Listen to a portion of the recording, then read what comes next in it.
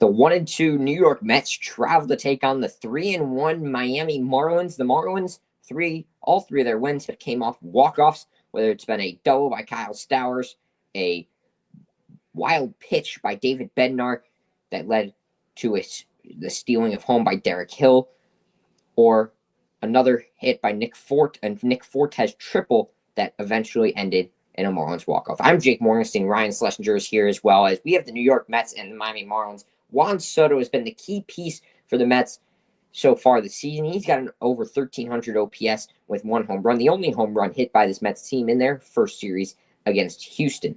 Ryan, if you are here, I'd like to hear your thoughts on the New York Mets after one series.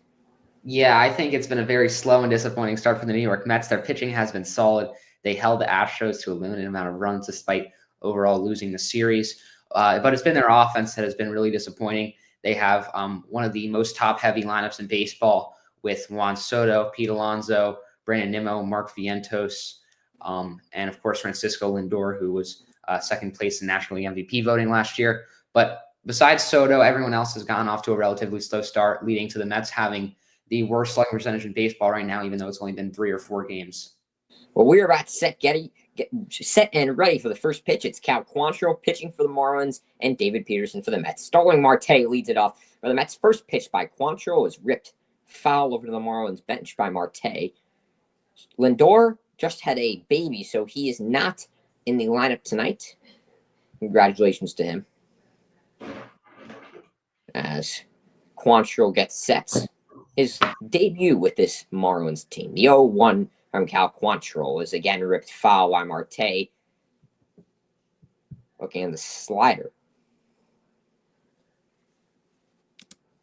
Clayton McCullough, the Marlins manager for this season, his debut as manager. The 0-2 to Marte, swung on and missed, strike 3. 3 quick sliders for Cal Quantrill. Gets Marte down swinging.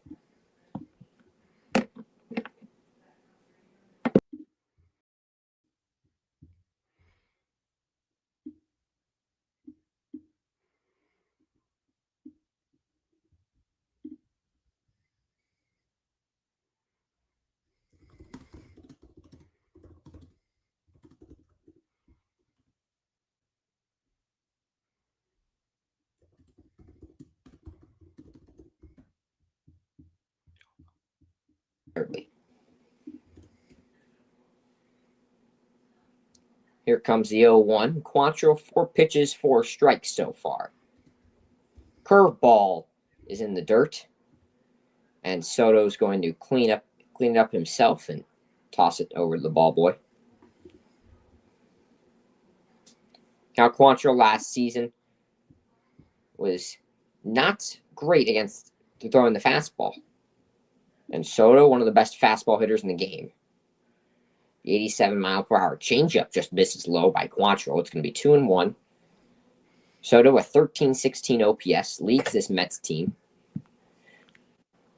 Yeah, Soto, also a notorious Marlins killer, hit a ton in that at Lone Depot Park back when he was with the Nationals. 2-1. Soto rips this one. It gets by Xavier Edwards at second and into right field. That's Dane Myers who's going to grab it in right, but it's going to be a 1-out base hit for Soto and the New York Mets. Yeah, that ball. Otto Lopez at second. That ball was just hit so hard, a screamer to Otto Lopez, and it kind of just ate him up and took a big bounce over his glove. Just a really hard line drive right there by Soto. Pete Alonso is the next to hit. He's been off to a very slow start this season. 111 is his batting average through 3 games. First pitch by Quantrill. It's a hanging slider, but it's taken by Alonso.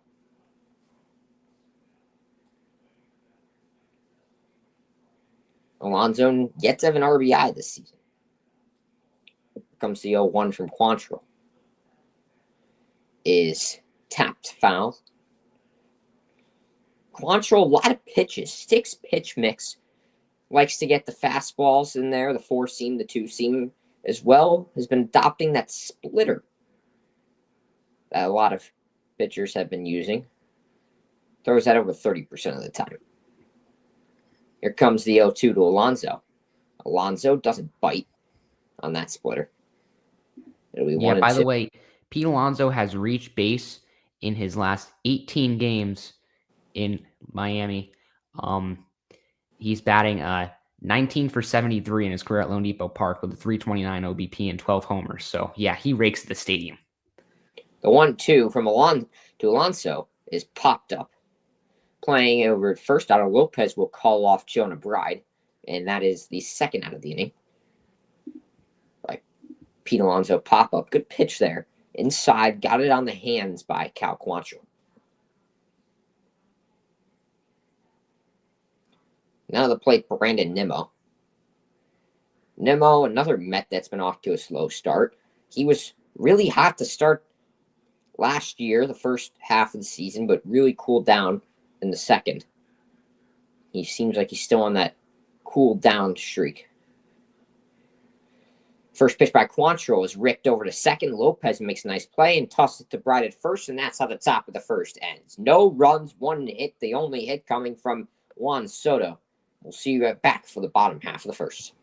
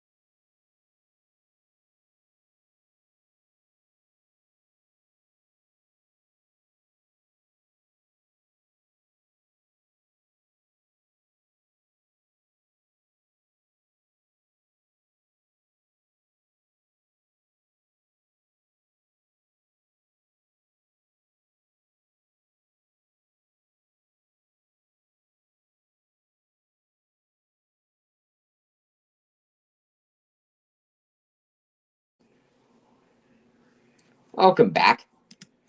David Peterson is going to get the hand for the New York Mets. And for the Marlins, Xavier Edwards, Otto Lopez, Eric Wagaman, Derek Hill, Jonah Bride, Dane Myers, Liam Hicks, Javier Sanjoya, and Graham Pauley.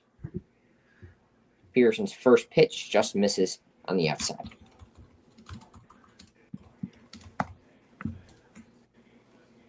Here comes the 1-0 from Peterson. Again, misses on the outside. Peterson pitched very well last year. His career year had a 2.9 ERA, went 10-3 in 21 starts, came out of relief for most of the postseason. The 2-0 again misses the outside. Xavier Edwards not biting. It's going to be a 3-0 count now. Edwards, who is what you would call almost a 5-tool player. The 3-0 is taken for a strike. The sinker there by Peterson. He's trying to get that command early.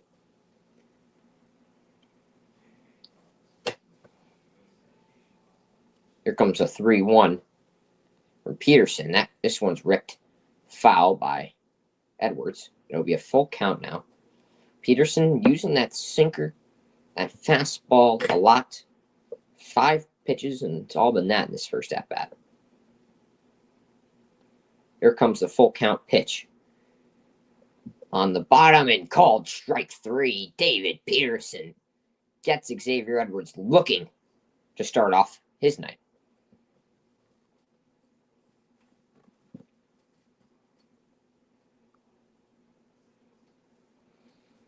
Mets infield looks like Luis Torrens behind the plate, Alonso at first, Beatty at second, Luis Angel Acuna will get the start at shortstop today as well. Mark Vientos playing third. First pitch by Peterson, trying to hit that outside corner again.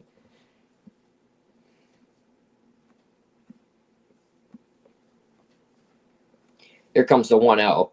Lopez skies this one out to right. Going back on it is Soto, and Otto Lopez continues his hot start with a solo shot off David Peterson into right field. An opposite field bomb by Otto Lopez, and the Marlins strike first.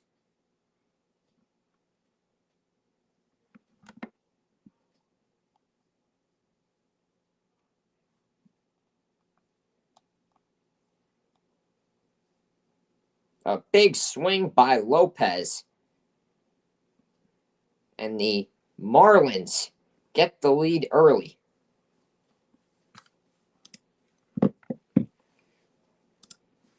First pitch to Wagaman is fouled away. Back.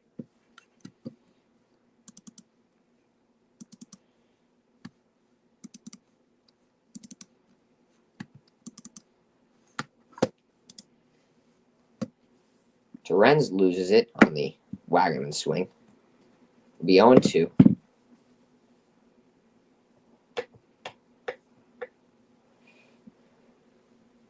To Eric Wagaman. The 0-2 from Peterson. Did he go? Yes, he did. Peterson on the check swing to Sword gets strike 3 for his second strikeout of the day.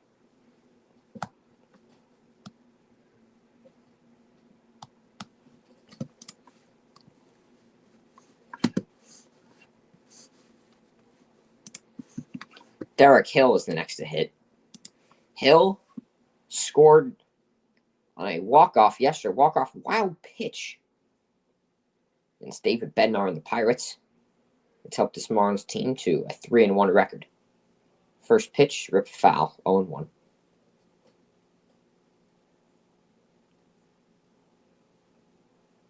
Here comes the 0-1 from Peterson. Curveball slices its way to hit the outside corner, 0-2. Otto Lopez, when he swung and got a hold of that one, he sent that one a long ways out to right field, almost into the second deck. The 0-2 from Peterson. It went right by Derek Hill. It's strike 3. And that's how the first will end. Top half of the second next. Marlins lead 1-0.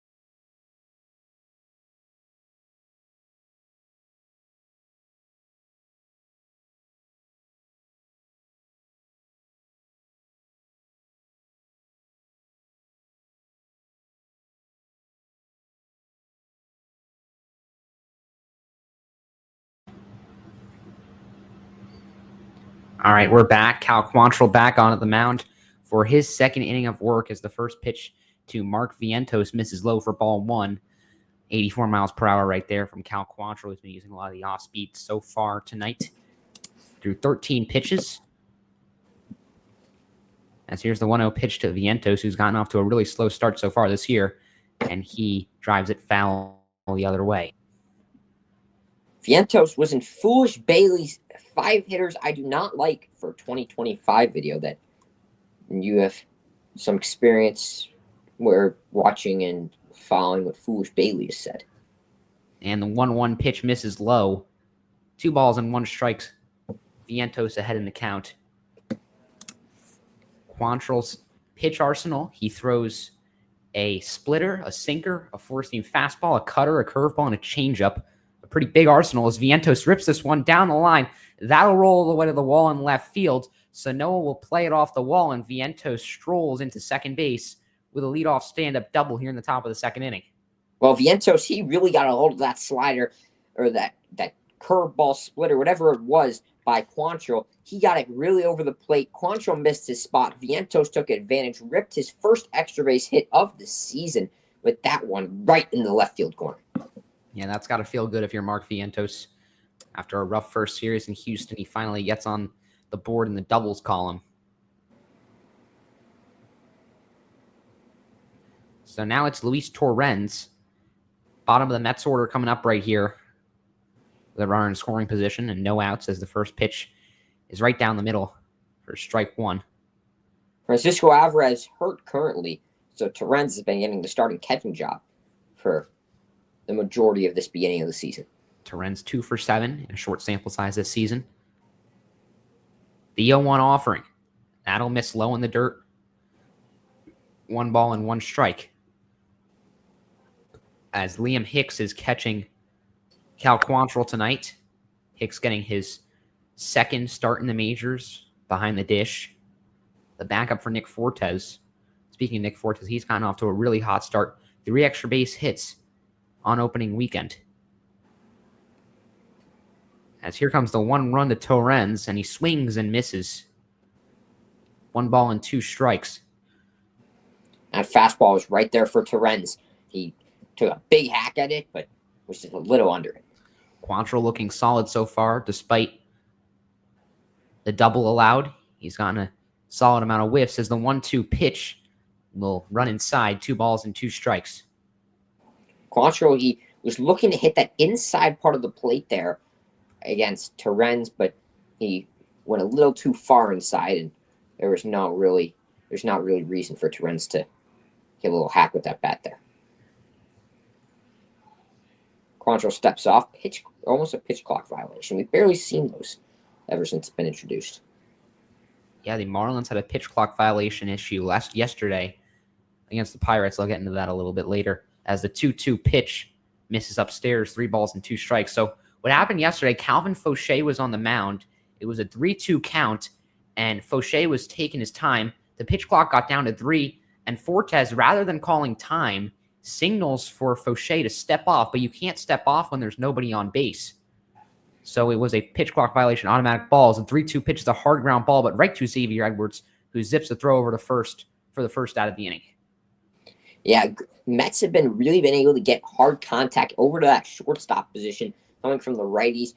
We saw Vientos do it 2 days ago against Houston, which was a great play by Jerry Pena to win the game for Houston. He almost had the game-tying run right there with that. But overall, the Mets have been able to get hard contact. They've been able to get base runners. They just have not been able to score a lot, which has been their main issue as Brett Beatty comes up.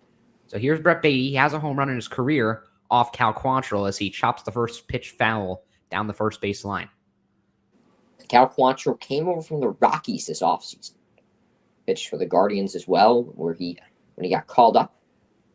Yeah, it was reported by Craig Mish that Cal Quantrill turned down a 2-year offer from the Rockies to sign a 1-year deal with the Marlins. Kind of just shows how little pitchers want to pitch in Colorado, with obviously the altitude making it harder for your pitches to break and easier for hitters to get good distances and exit velocity.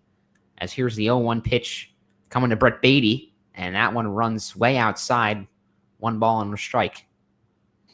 Brett Beatty, he's always been very good in spring. In 2 games so far this season. He's not been able to get a hit yet, but in spring, he's always been good. So you could expect something or nothing here from Beatty. Yeah, spring training merchant, I would like to say, is the 1-1 pitch misses just outside. Quantrill down in the count, 2 balls and a strike. Mets have been able to get ahead of counts here in the second inning so far. You saw it with Vientos. You're seeing it now with Beatty. Long at-bats is what the Mets have been able to do. Quantrill looks in, kicks from the stretch and fires, and Beatty gets a piece of it off the end of the bat and lifts it foul the opposite way. 2 balls and 2 strikes. So, Jake, the Mets wearing their new road jerseys tonight. I know they wore them a bit in Houston, but what are your thoughts on them? I really like them. I was telling you about this last night. These road jerseys, I think that they're a lot better than the ones that they used to wear. They got the little blue and orange on the collar. Makes it much nicer to look at for me rather than just the basic gray. 2-2 payoff pitch misses way upstairs, and Beatty has worked the count full. Solid crowd on hand here tonight in Miami, with most of the fans sitting behind the Mets dugout. Obviously, a very large population of New Yorkers living here in Miami, especially during this time of year. As the 3-2 pitch is foul tipped, and we will do it yet again. You look behind the plate, I see about 6 or 7 Mets jerseys and only 1 Marlins jersey behind the dish. As gets set for another 3-2 pitch. Here we go again. 3 balls and 2 strikes. Runner on second, 1 out here in the top of the second. The Marlins lead at 1-0 as Beatty lifts this one in the air. Pretty routine for Derek Hill out there in center field. He makes the catch, and Vientos, who does not have very good speed, will not make an effort to tag. 2 gone. Yeah, I like that idea by Vientos to not tag. You also have Luis Angel Acuna, who's coming up. He's 0 for 4 so far this season. But last year, you saw what he was able to do. He was able to get hit over 300 in a pretty small but all right decent sample size last year in the months of September and then into the postseason.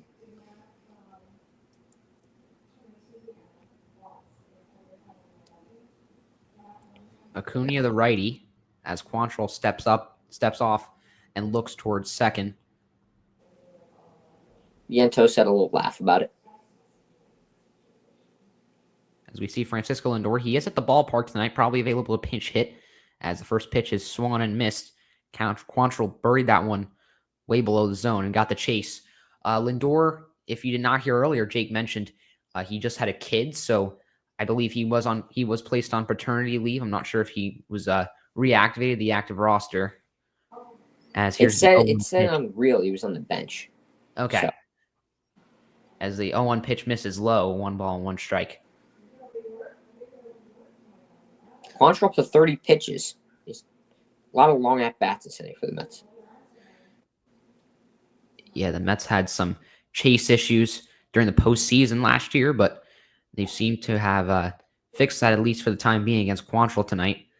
As we take a look at the profile for Luis Angel Acuna, he's the brother of Ronald Acuna Jr., and he was acquired in 2023 at the deadline on a deal that sent Max Scherzer to the Rangers. He has 4 seasons with at least 40 or more stolen bases in the minors, and he can play shortstop, second, and center field, so a very versatile and fast player. As here's the 2-1 pitch. That one way inside. Acuna still swings and gets a piece of it and pops it foul. Yeah, a lot of veterans would most likely take that pitch. I mean, it was a good pitch by Quantrill, but Acuna, a young bat, he wants to swing it, so and a 2-1 ahead in the count, he just wanted to try a little swing. Yeah, so Jose Siri lingering on deck here. After that, it'll be Starling Marte if the Mets can extend the inning. Quantrill looking to shut things down. 2 balls and 2 strikes, a runner on second. 2 outs here in the top of the second with the Marlins leading 1-0. Quantrill's 34th pitch count up right here. And after a long pause, here's the 2-2 payoff pitch, and that one misses inside. And Quantrill having trouble putting away at-bats, putting away hitters as the count goes full yet again. His command has not been great so far in the second inning with Quantrill. He started the inning with a 3-pitch swing strikeout. I thought that Quantrill's command was going to be good and everything, but doesn't seem like it so far. The 3-2 pitch is grounded weakly over to third. Throw over to first is well in time as Wagaman records the putout. And there are 3 outs here in the top of the second. We will go to the bottom of the second with the Marlins leading 1-0, looking for their 4th win of the season here tonight on a Monday in Miami.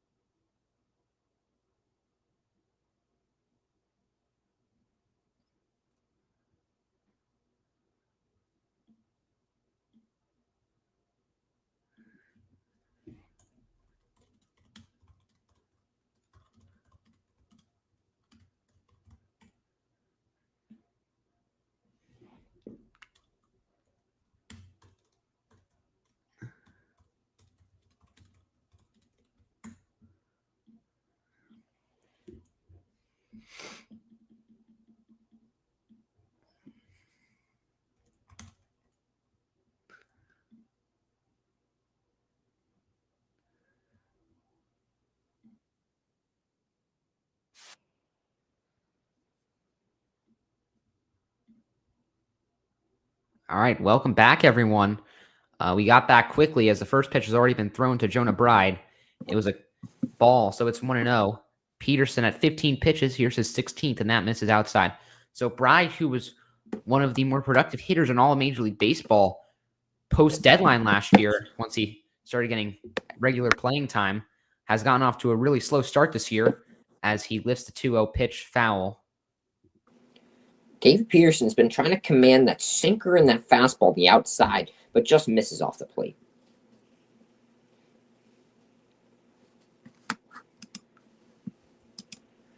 Here's the 2-1 pitch, and that misses high and away. 3 balls and a strike on Jonah Bride. Speaking of David Peterson's command, it is not great, not terrible, but not great. A 9% walk rate last year. That was in the 34th percentile. As the 3-1 pitch misses outside. And speaking of walks, speaking of the devil, Jonah Bride will reach base with a leadoff walk. Yeah, Peterson, he's gone to that outside almost every single pitch, trying to get more answers to bite. But he's not been able to. Clayton McCullough, doing a good job telling his guys to not reach on those. Yeah, the Marlins have improved their plate discipline a lot in these first 4 games with Clayton McCullough. I'll expand on that more later, as here's Dane Myers, who's off to a very hot start. He was the walk-off hero in Game 3 on Saturday night in a 12-inning marathon, and he also recorded the game-tying single on opening day, setting up the Marlins to later walk it off in the 9th as the 1-0 pitch catches a zone for strike 1. Peterson was expecting going in this game to get a lot of chases, to get a lot of weak contact, but so far, the Marlins have not bit one bit. Yeah. Even count at 1-1 with a runner on first and no outs. Here's the pitch. Check swing. Umpire at first says he did not go. 2 balls and 1 strike. Dane Myers was a Tigers 6th-round pick in 2017. He made his Major League debut on July 4th of 2023. Here's the 2-1 pitch, and that misses upstairs. 3 balls and 1 strike, and once again, the Marlins are being very patient in search of their second walk of the inning. Marlins have done a very good job with walks so far. Peterson, known to, even though he did pitch very well last year, is known to walk a lot of batters, as that's going to be his second walk, and it could be starting to have the conversation here of Jeremy Hefner coming out to have a little talk with Peterson, as he has been not great when it comes to his command. Yeah, so a dangerous spot right here for Peterson. There's runners on first and second with no outs. And it will be the bottom of the order right here. Liam Hicks, Javier Sanoa, and Graham Pauley. But if one of those can get on, then you have Xavier Edwards and Otto Lopez coming up with runners on base. As Hicks will bunt, Peterson throws to first, easily on time, but a successful sacrifice bunt there as the runners advance to second and third. What I noticed interesting on that bunt is Brett Beatty, who's playing second base, he rotated over to go help and play first with when the bunt came down. Alonso thought, oh, maybe that he might have to cover it. And yeah, good play by Beatty to recognize that and go over to cover first. Yeah, absolutely. You don't want a Garrett Cole situation with a second baseman out and a pitcher. Still trying to go to the outside. Here's the rookie Javier Sanoa. He takes the first pitch outside. Sanoa 1 for 4 this season in limited playing time. He is the Marlins bench utility guy. He just barely made the opening day roster. As here's the 1-0 pitch, and that is right down the middle for a called strike one. Sanoa, the youngest player on this Miami roster, just 22 years old. He's the youngest player to make a Marlins opening day roster since Jose Fernandez and Christian Yelich did so over a decade ago in 2014. 1 ball and 1 strike on Sanoa. Here's the pitch, and Sanoa taps that one foul down the first base line. Peterson, he's been attacking that outside, finally getting something out of Sanoa as he went for that one. Sanoa made his debut last season in September call-up last year. Yeah, Sanoa also very undersized, just 150 pounds and 5'7", one of the smaller players in all of Major League Baseball. But he's making it work. A ton of positional versatility and good bat-to-ball skills. As the 1-2 pitch is a called strike 3, he froze him. And David Peterson has the second out of the inning. Peterson's been able to get the strikeout. That's his 4th strikeout so far out of 5 outs that he's gotten so far on the day. As now the 9-hitter Graham Pauley comes up. Yeah, Pauley 2 for 6 with an RBI so far this season. As the first pitch to Pauley is down the middle for a called strike 1. Pauley. I was going to say, I just noticed that McCullough really stacked the lineups with righties tonight. Yeah, against the lefty Peterson, you want to play the matchups game. That's McCullough's specialty, is the matchups game, as it looks like maybe that one caught the catcher, Luis Torrens, on the backswing. But it was a foul ball, 0-2. For those of you who don't know, Graham Pauley came over to Miami last trade deadline in the Tanner Scott and Brian Hoeing trade. He was with San Diego last year, played a bit in the majors with San Diego, now getting his first taste of the majors with Miami. As here's the 0-2 pitch that's popped up down the third baseline, foul territory, and that one will land in the Marlins dugout. A nice catch by Otto Lopez over there, who was warming up in the hole. Lopez has been great this season. He had a home run in the first inning, last inning, and as well has been able to get on base and is a great fielder as well. Lopez.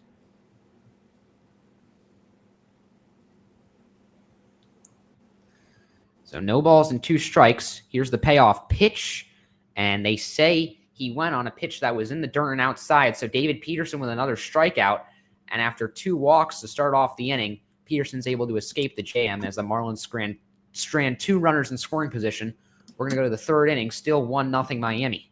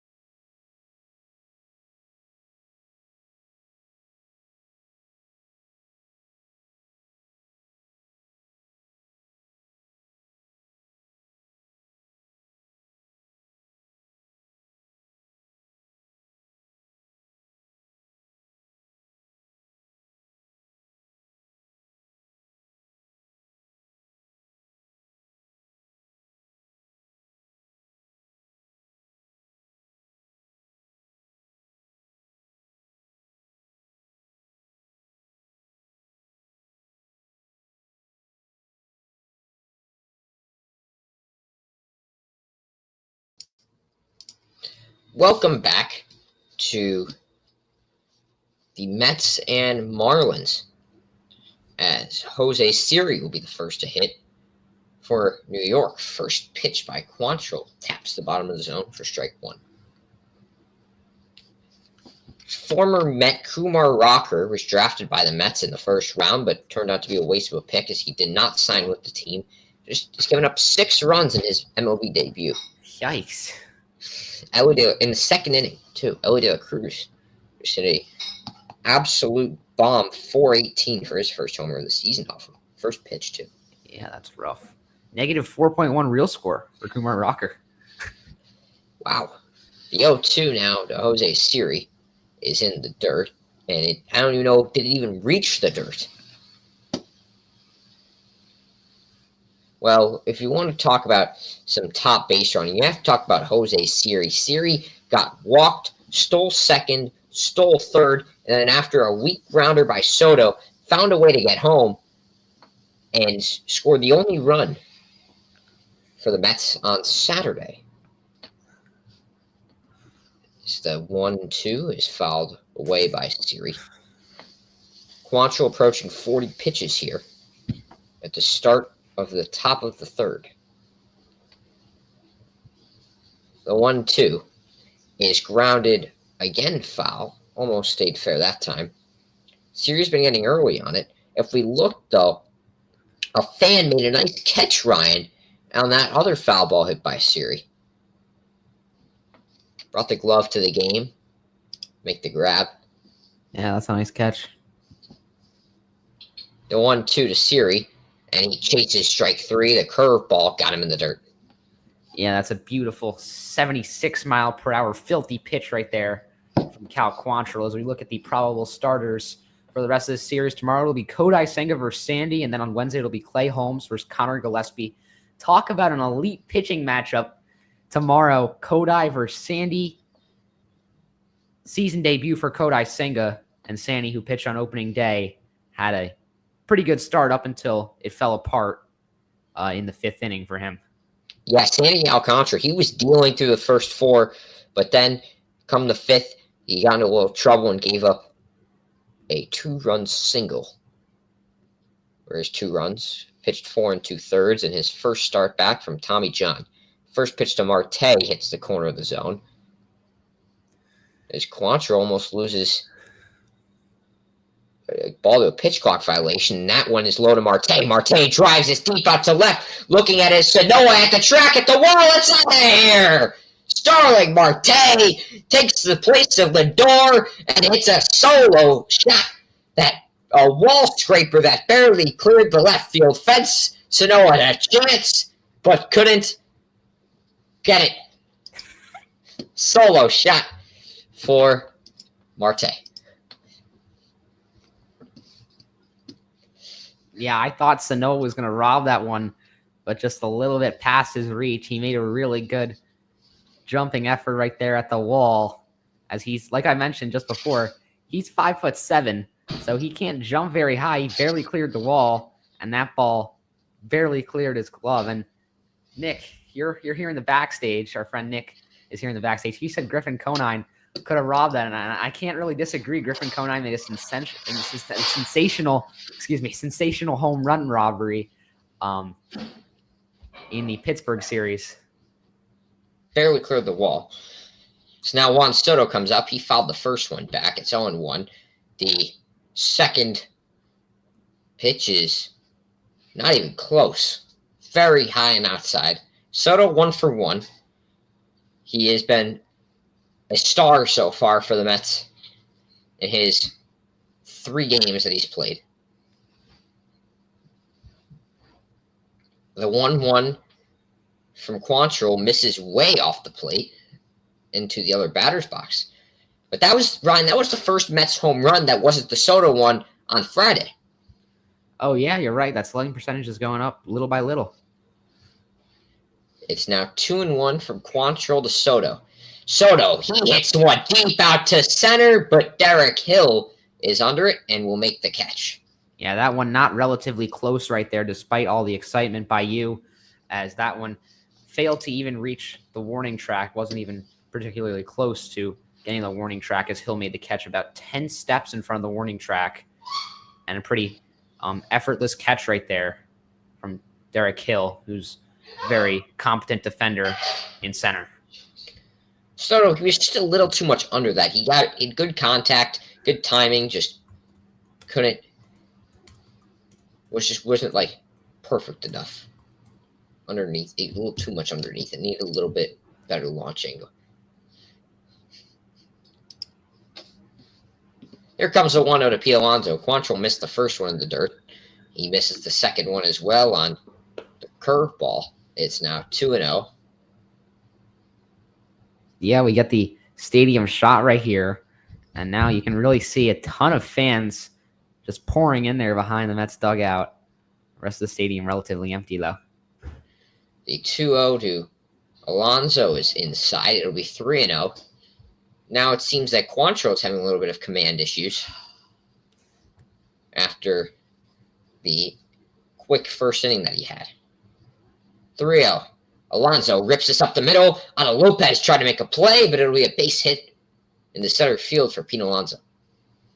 Yeah, Otto Lopez is a phenomenal defender at second base, and he almost got to that one. In fact, he did get to it, but he wasn't able to glove it. It would have been an incredible play, probably one of the best plays of the year by a Marlins infielder, but it got just by him and into center field. A nice knock right there from Pete Alonso on a 3-0 count.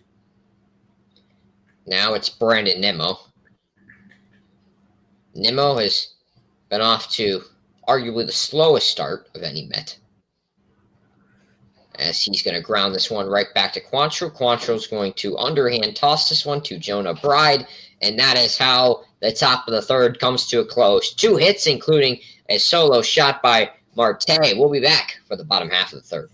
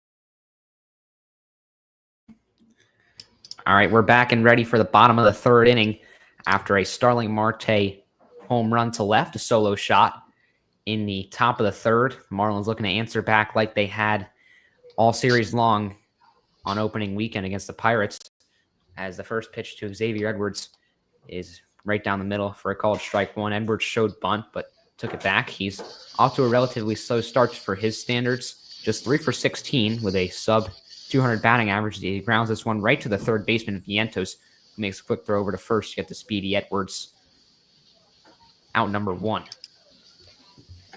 If you talk about Mark Vientos and his defense, a lot of like Savant or all these other places will show Mark Vientos as a very below average fielder, not a great fielder, but overall he makes the routine plays well and doesn't make tons of errors. Yeah, and we have a pretty incorrect comment right here from Samuel Levine. He says, how are we feeling losing to the Marlins right now? Samuel, when you're tied 1-1, that does not mean you're losing. And that comment was 1 minute ago. So maybe you should check the score, Samuel. As the 0-1 pitch is swung on and missed, it's 0-2 on Otto Lopez. Otto Lopez hit the homer of the first inning. Opposite field bomb off the second deck, and no doubter. Already his second homer of the year as the 0-2 pitch is in the dirt. 1 ball and 2 strikes. Lopez, a second baseman and a pretty small guy, but he's also a pretty bulky guy. He's got a good amount of pop for his frame, and maybe he goes for the home run title among second basemen. As here's the 1-2 pitch, and that's swung and missed, strike 3. And David Peterson gets some revenge by striking out Otto Lopez this time, 2 up, 2 down here in the bottom of the third. That is gross by David Peterson, able to start that one on one side of the plate and makes the pitch, that slider, finish on the other side of the inside. It was in on the hands. Lopez tried to get the bat to the ball, but couldn't. And Peterson adds another strikeout to his resume tonight. So here's Eric Wagaman, who's off to a very, very slow start after signing a split contract with a designated major league and minor league salary for the year. He ended up making the opening day roster after a decent spring training. As here's the 1-0 pitch to Wagaman, and that's swung and missed. 1 ball and 1 strike. Wagaman, by the way, a former Los Angeles Angel. He's had a ton of professional at-bats and at the minor league level, finally getting his opportunity for regular playing time in the majors. As here's the 1-1 pitch, and Wagaman swings, sends a fly ball out towards deep right field. That ball is back into the corner, and that ball just lands foul. I didn't get a good view of it. I didn't either. It looked like maybe it could be a double onto the warning track or even sneak over the wall. Not the best camera work, though. That's one of the disadvantages of not being at the game. And yeah, just foul, just to the right of the white line. And Eric Wagaman gets a little unlucky there. That could have been an extra base hit.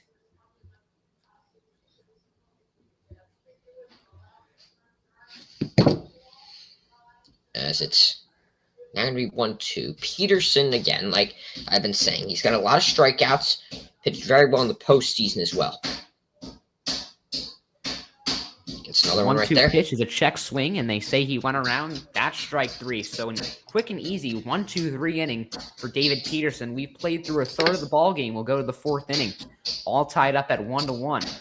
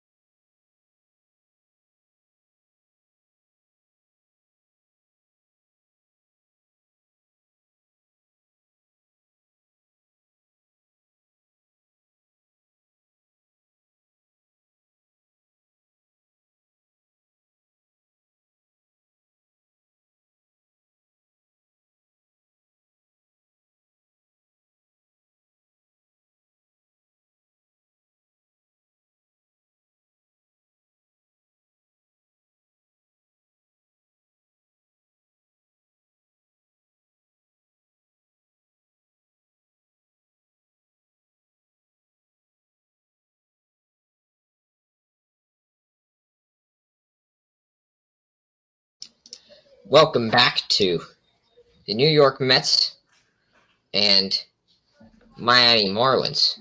First pitch by Quantrill de Vientos is swung on and missed very late. Great pitch by Quantrill. on Vientos. Hard fastball.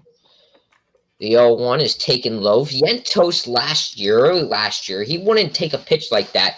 A very high chase rate on Mark Vientos.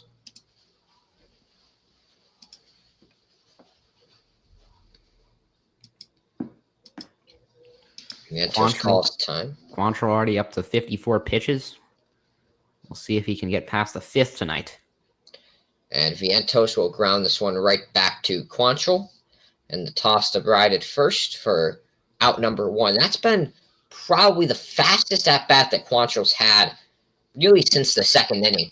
He's thrown more than 3 pitches, I'd guess, in almost every single at-bat. Luis Torrens the next to his chance against Quantrill. 0 for 1 on the day. First one by Quantrill. Again, got the Mets swinging late. Fastball right by him.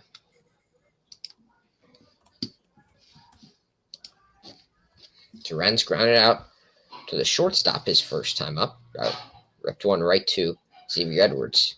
The 0-1 fastball misses high.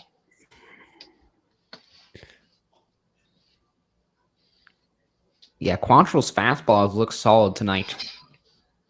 They've looked very solid. Despite it only being 94 miles per hour, he gets a ton of movement. The 0-1 to Torrens and a weak ground ball gets by Otto Lopez. Found the hole between first and second, and it'll be a base hit for Luis Torrens. So we get a look at Paul Quantrill in his MLB career. He pitched over 1,200 innings with 7 different teams. He's a 2001 All-Star with the Blue Jays, and he had 5 seasons with 80-plus relief appearances. Now you don't really see anyone making 80-plus appearances out of the bullpen at all. These guys throw so hard now. They throw the upper 90s to triple digits as Quantrill misses the plate very high as first pitch to Brett Beatty. Beatty gets his chance in the 7th spot tonight. Here comes the 1-0 from Quantrill. Taken for a strike. Quantrill has been using a lot of off speed so far.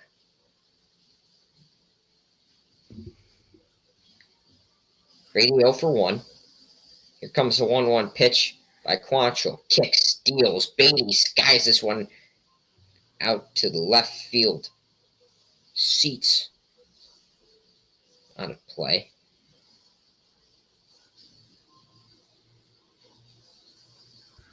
Some fans at that ball. A little souvenir. Beatty calls time. It'll be a 1-2 count here on Beatty.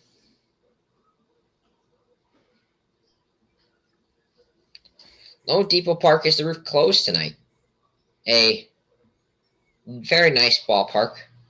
One that I'm eager to see in person. Ground ball by Beatty. It's right to Edwards. And he's going to go for the unassisted double play. Tag second. Rose to first. Got it. Just like that. Cal Quantrill gets out of the 4th with just a hit. Beatty into the double play. We'll see you back for the bottom half of the 4th inning.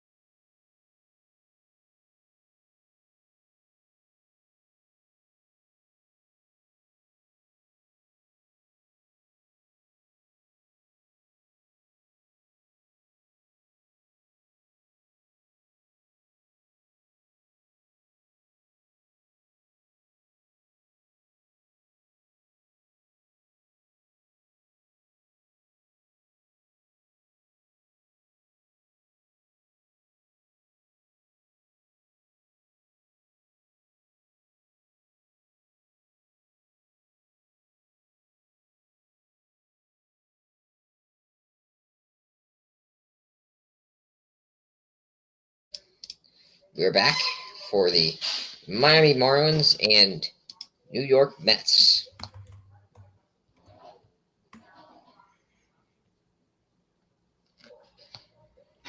So it looks like David Peterson will come out for his fourth inning of work here. He's surrendered just one hit and one run, that being the Otto Lopez homer. Outside of that, it's been very quiet. There have been a couple of walks, but still limiting the hard contact against this Marlins lineup.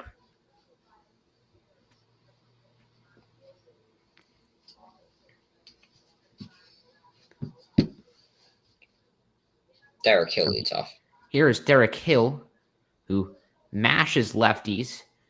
By most metrics, he's a top 20 hitter in baseball against left-handed pitching. The issue is can't really hit righties, but if you can get him in a nice platoon role with guys like Jesus Sanchez and Dane Myers, he could be a very productive and valuable ball player. As the 1-0 pitch misses low, it's a hitter's count on Derek Hill. And the 2-0 offering clips the bottom inside corner, 2-1. It'll be the 4, 5, and 6 coming to the plate this inning for Miami. And Derek Hill, then Jonah Bride, and then Dane Myers, a solid middle of the order. Count is 3-1. The wind in the pitch. And Hill swings, lifts a high pop fly down the right field line and foul ground. And, Juan Soto was not aggressive enough to call anyone off and make that catch, as that one lands just in front of him. I don't know if he could have made that catch. I'm assuming so, because he was not running full sprint, assuming maybe someone else is going to get it. And yeah, that one's definitely on Juan Soto right there, being the only outfielder out there. He had the best chance to catch that one. He had the best chance to catch that one. And what I thought was really funny is Brett Beatty, the second baseman, was out there with Alonso and Soto out there trying to make the catch. But no one was able to make the grab. You got to be more aggressive right there as the only outfielder. So now the count full on Derek Hill. He gets another opportunity. Payoff pitch. And that misses upstairs, ball 4, and it's another walk for the patient Miami Marlins.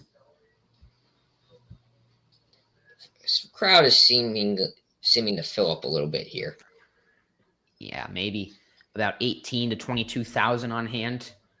Yeah, that's a good pull for the Marlins. Yeah, especially after some decent crowds on opening weekend, over 30,000 on opening day to see Paul Skeens and Sandy Alcantara. As here's Jonah Bride, the first pitch in there for a called strike 1 on the bottom corner. Bride 0 for 1. Excuse me. Bride 0 for 0 with a walk. Peterson has just reached the 50 pitch mark. Here's his 51st. It's a 0-1 to Bride, and he cuts and misses. No balls and 2 strikes. Peterson able to use that splitter and changeup effectively on the outside part of the plate. Speedy Hill leads off first. Peterson looks as the 0-2 pitch misses low. A ball and 2 strikes. Jonah Bride has some pop. Still in search of his first homer of the year. And the 1-2 payoff pitch, and that misses low again. 2 balls and 2 strikes. Hill trying to confuse Peterson a little bit on first, trying to get a little rattled, thinking he's going to try and take second base.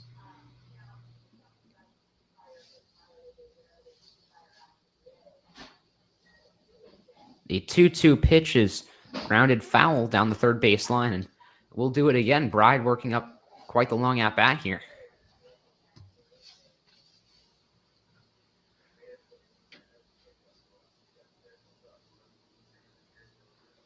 Probably worth noting that David Peterson, in 8 starts against Miami in his career, has just a 2.80 ERA with a 4-2 record. So he's historically very good. As Jonah Bride lifts a fly ball out to right, but Juan Soto makes the running catch, and now he'll throw over to first, but Derek Hill is able to get back there to avoid the double play. But a nice catch right there by Juan Soto, as that ball was hit fairly well, but Soto able to make the play as he gets a loud round of applause by all the Met fans here in Miami. I think that was the best defensive play that I've ever seen Juan Soto make. I was scared as a Mets fan that ball was going to drop and that ball was going to be 2, maybe even 3 bases for Jonah Bride. I don't know if Jonah Bride has the speed there to get to third, but as a Mets fan, I was afraid that ball was going to go over his head or he was going to jump wrong or something was going to happen. And it was going to be my first of bad experiences seeing Juan Soto playing right field. Yeah, disaster avoided, as Soto is statistically one of the worst defensive right fielders in baseball. He's somewhat serviceable. He's not like a Kyle Schwarber or Nick Castellanos, but he's not very good out there. Likely to be a designated hitter or first baseman later on in his tenure with the Mets, as they try to pick off Hill at first, but he gets just back in there. And 2 straight pickoffs, and now the speedy Derek Hill can run, knowing that if they try to pick him off again and he gets back in there, there will be a balk. And are the Mets going to challenge this? Does Carlos Mendoza think they got him? No. Okay, they were showing the replay multiple times, so I got confused. As Dane Myers at the plate here with a runner on first and 1 out. He takes the first pitch outside, 1-0. He's been looking at Hill this whole time. Here's a 1-0 pitch to Myers, and he lifts this one out towards right center field. That's going to drop in front of Juan Soto, who overran it. Derek Hill is flying. He's going to get into third base on the single, and the Marlins are in business here with runners on the corners and 1 out, and not the most impressive and smooth-looking defensive play right there by the Mets, to say the least. Both of those guys have a good arm, but if you're Juan Soto, you see that Siri's calling you off. Jose Siri is arguably the best center field defender in all of baseball. And when Siri has a chance to just cut that off and make a play just to get the ball in, Soto can't stop that. I don't know why he was overrunning and trying to make some crazy catch. If he's not going to dive, there's no way that he's going to catch that ball. I'd say just let Siri have that, as Jeremy Hefner is going to come out to the mound to talk to David Peterson. So the big duo for the Marlins this season on offense has been Otto Lopez and Dane Myers, and now both of them have a hit today. They've provided most of the Marlins' offensive output. As Juan Soto looks like he's talking to someone from the Met bullpen. Is that Huascar Brazoban? I think that's Brazoban. Out and right. Yeah, Brazoban must have been like standing on a chair or something, because he was peeking over that high wall to talk to Juan Soto. Brazoban maybe familiar with the Marlins bullpen dimensions, as one who used to pitch out of the bullpen here in Miami, as the first pitch to Liam Hicks is fallen and missed 0-1. We'll see Brazoban tonight, maybe. I believe Liam Hicks is still in search of his first big league hit, so it could be an RBI hit right here.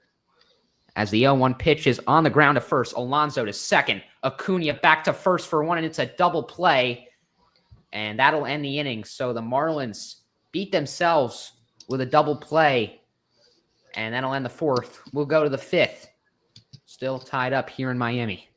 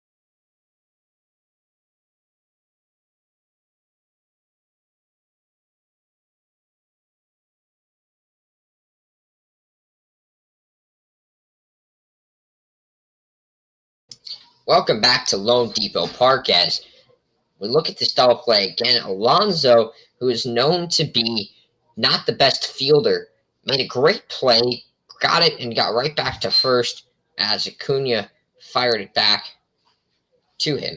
As, speaking of Acuna, he's going to lead off this top of the fifth inning. First pitch by Quantrill is popped into the seats, into behind the dish.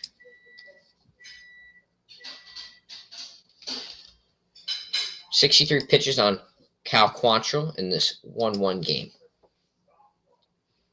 The 0-1 to Acuna is grounded to third. They're going to say it's foul, as the third baseman in Graham Pauley almost made that play. Yeah, Quantrill now at 64 pitches. The Marlins bullpen is relatively fresh.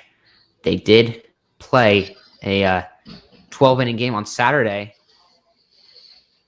but Max Meyer went fairly deep into the game yesterday, and they called up a new arm, sending Valente Belloso down to allow them to do so. Luis Angel Acuna takes the 0-2 pitch, so it's now 1-2 from Cal Quantrill. 1-2 from Quantrill. Swung on, fouled back behind the netting.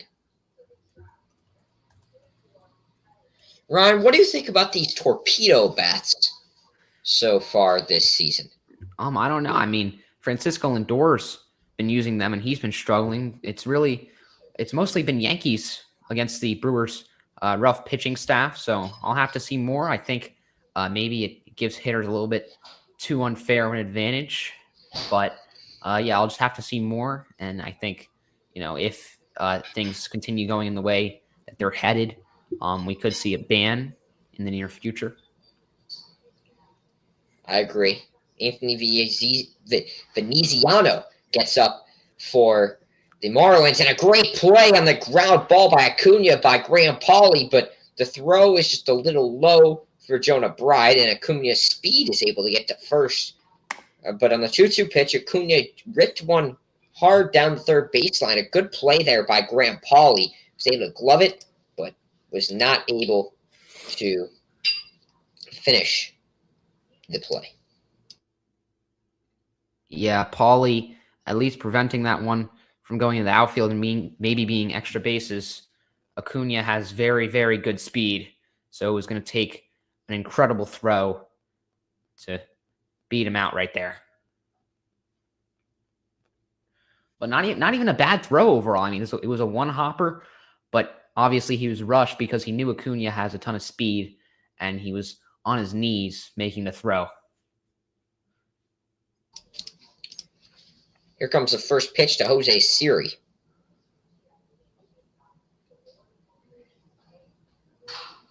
Acuna thinks about going.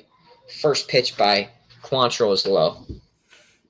Yeah, a lot of speed in this part of the Mets lineup, the back end with Acuna and then Jose Siri. Outside of that, there's not really a lot, but these two guys right here, some of the fastest players in all of Major League Baseball. Especially Jose Siri. As Siri rips this one, is it going to get down? And it does. Dane Myers is going to play it off the wall. Acuna rounds third. He's heading for the plate. Throw in by Lopez is not in time. And Jose Siri with a double that scores Acuna, and the Mets take a 2-1 lead. Yeah, that was Xavier Edwards who made the throw on the cutoff attempt, but obviously just not going to get him. Like I mentioned, Acuna, one of the fastest players in Major League Baseball. If that's an average runner, he probably holds up at third right there, as Dane Myers was able to play it pretty well in right field. But Acuna, just a very fast player, as Jake Siri went off. My Siri just went off after I heard after I was talking about Jose Siri. So Quantrill surrenders his second run of the night, and now, you start thinking about the Mets maybe open up the floodgates here with no outs in the inning. Starling Marte homered his last time up. But Anthony Veneziano is up for the Marlins, the lefty. Yeah, Veneziano, one of the few Marlins players who I did not buy the real player pass of. The 1-0 pitch by Quantrill hits the top of the zone for a strike. It's now a 1-1 count. Lindor there on the bench. Very happy as he just had the birth of another child. As a 1-1 is inside to Starling Marte. Quantrill up to 73 pitches now. Will he be able to even get past this 5th inning? Yeah, I think we'll just have to see how this 5th inning plays out. If he's able to make quick work of the top of the Mets order, then there's a pretty good chance still. Just let him go 5 and then take the ball from him after 5 innings of work and let Veneziano work the 6th. It's 2-2 to Marte, but also McCall likes to play the matchups game. Came from the Dodgers. Does he go to Veneziano for the lefty-lefty matchup with Juan Soto? That's the question. As Marte that's a good point. fouls off. I think there's a very good chance he does. That's actually a very good point. I wasn't thinking about that. Marte fouls off the inside pitch. Yeah, I think if Marte gets on here, I think that there's a very good chance that Veneziano comes out to face Soto, then Alonso, and then Brandon Nimmo would be the next hit after that. The 2-2 to Marte is fouled off again. Yeah, Quantrill, he hasn't been terrible tonight, but the issue has been he just doesn't have a put-away pitch. These Mets are working counts. They're seeing a lot of his pitches. And now we're in the 3rd time through the order for the Mets, and they've seen pretty much all of his stuff. They know what to expect. It's going to be rough here for Quantrill to finish the 5th. If the Marlins allow him to do so, and yeah, that should be it. That should be Quantrill's last pitch of the night. 3 consecutive batters have reached base for the Mets with the top of the order coming up, the middle of the order coming up, because Marte was a leadoff hitter, and let's see if McCullough will come out, take the ball, and no, he will not. So great.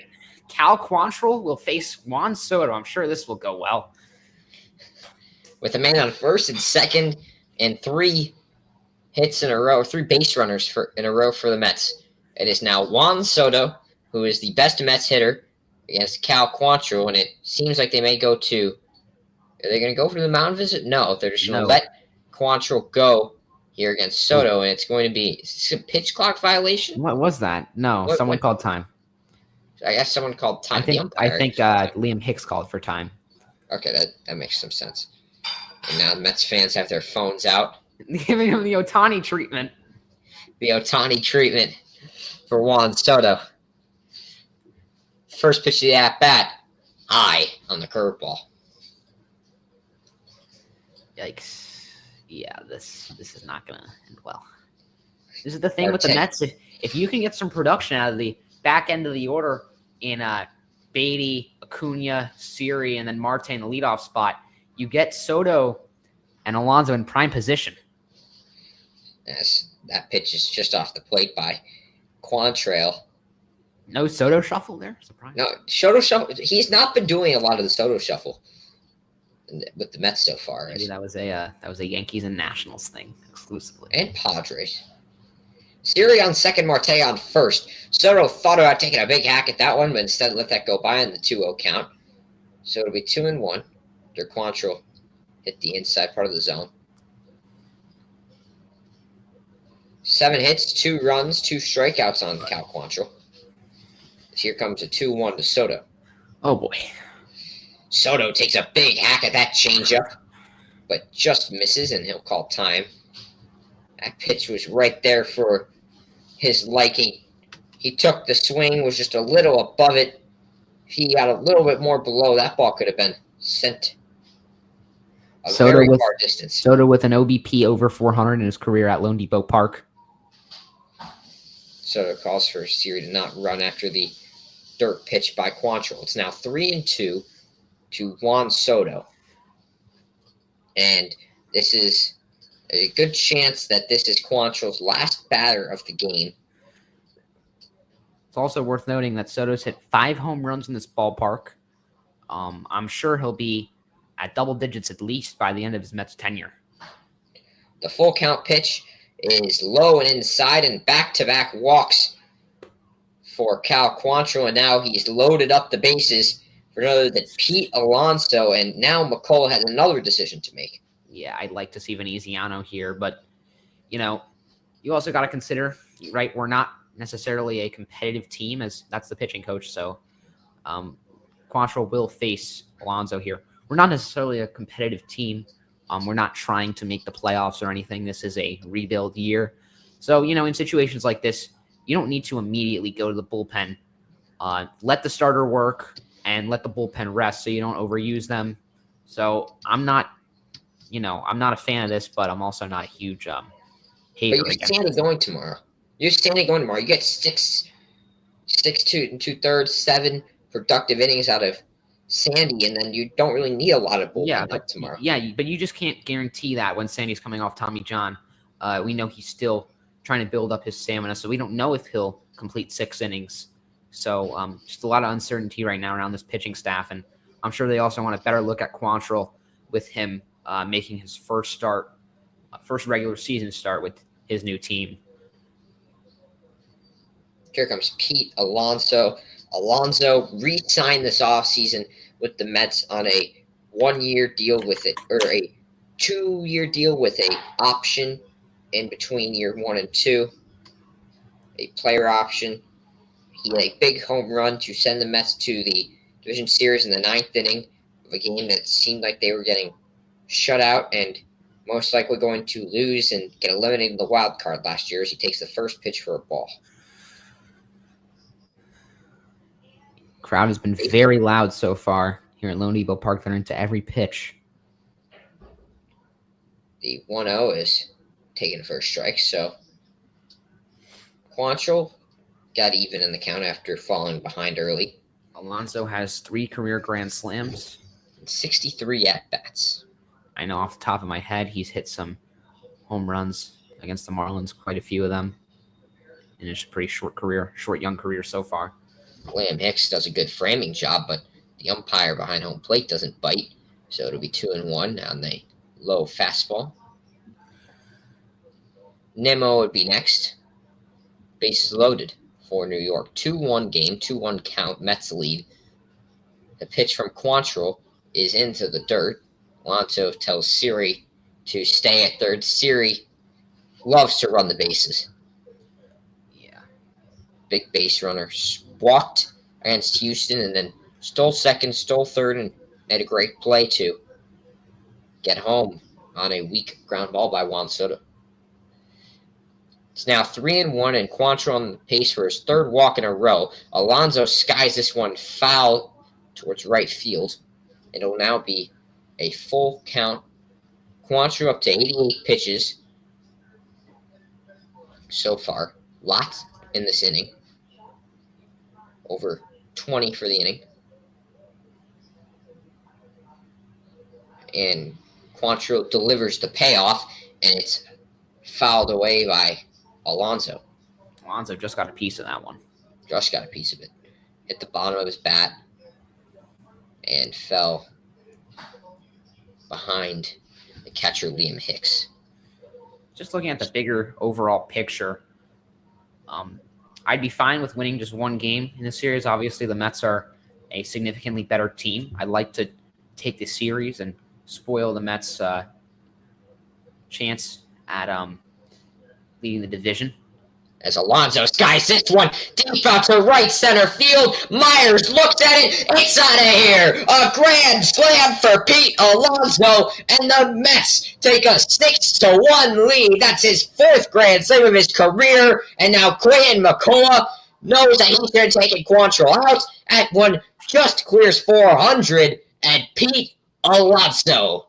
See ya later, baseball. I knew that was coming. Yeah, that was the very predictable outcome right there. You leave Quantrill in, you kind of just let him die out there in a desperation attempt that maybe he'll complete 5 innings or get you as much outs as you can. But hey, I can't say I expected much more with our 5 starter on the mound tonight. And ultimately, you got to remember Quantrill was signed to eat innings, and he hasn't really done that tonight. But that's what we were trying to let him do. Well, that's Pete Alonso's first home run of the 2025 campaign. with this New York Mets squad. Quantrill gave it to him. The whole Mets bench was up on their feet. There's probably more Mets fans than Marlins fans here in attendance. And now Clayton McCullough will come out and bring Anthony Veneziano in. No, it's George Soriano is warming up. It's going to be Soriano. It's going to be Soriano? Okay, so George Soriano is going to come in for Miami, and it's now a 6-1 lead for New York.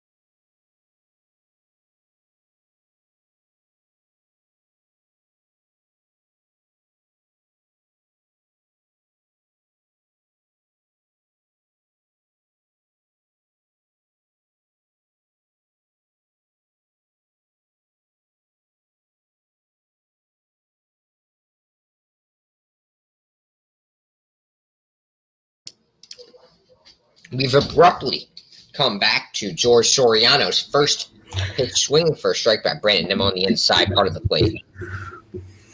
Second one by Soriano is low to Nimmo. Soriano's been good this year, Ryan. Yeah, he has been solid, surprisingly, after a pretty rough spring training. 3 innings pitch, just 2 hits allowed, no runs.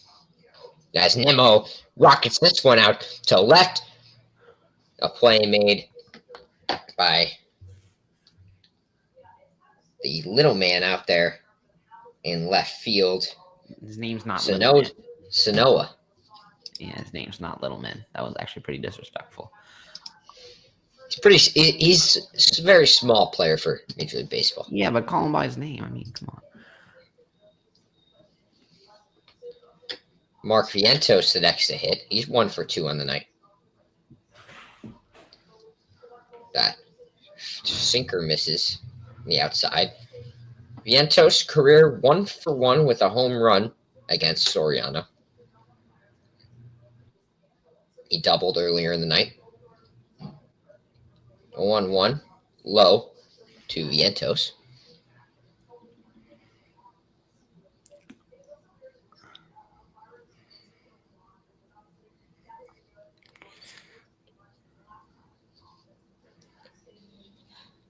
Two and 0 is to Mark Vientos. Soriano's 6th pitch of the night, and Vientos fouls this one back. It'll be 2-1. Yeah, Soriano pitched 1 game against the Mets last season and allowed 2 earned runs on 4 hits and 2 walks over 2 2/3. Looking to redeem himself this time. The inside sinker misses, and it'll be 3-1 now to Vientos. Vientos has had better plate discipline so far this season. Had a rough start and really a rough year last year when it came to plate discipline, as Soriano will call time, grabbing the rosin bag a little bit. And Cal Quantrill, he had a pretty good outing up until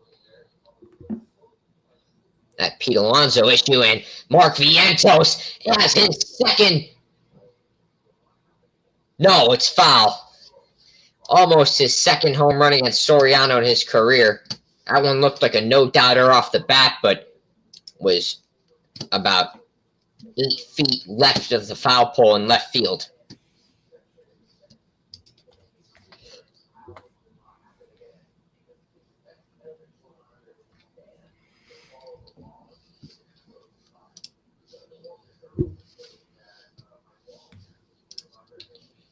David Peterson is in the dart for a long time as he gets set for his bottom of the 5th outing. Here comes the full count from Soriano to Vientos, and Vientos last year may have swung at that pitch, but this year he takes ball 4. Bro, that was like 10 feet outside. He swung at those last year. So he's Javier Baez. He was a lot like Javier Baez last year. He swung at some really interesting pitches last year.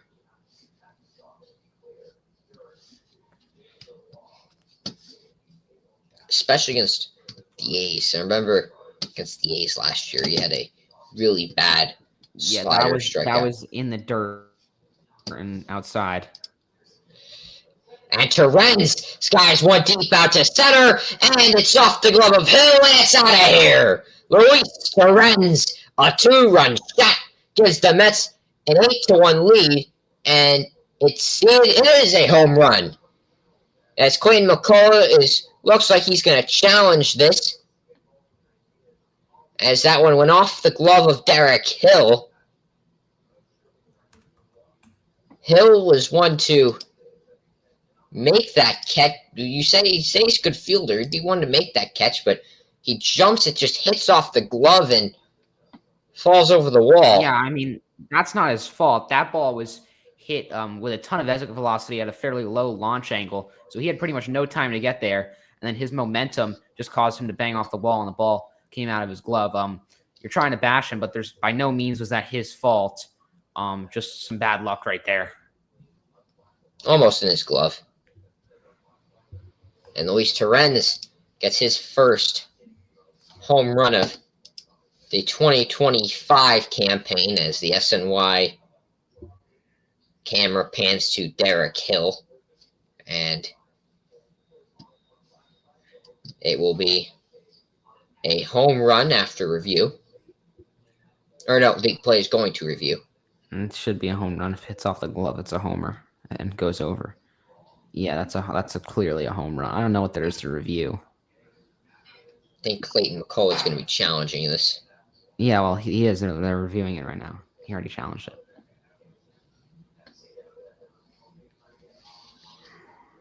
And the review is over, and the call is confirmed as a 2-run shot for Luis Terrens.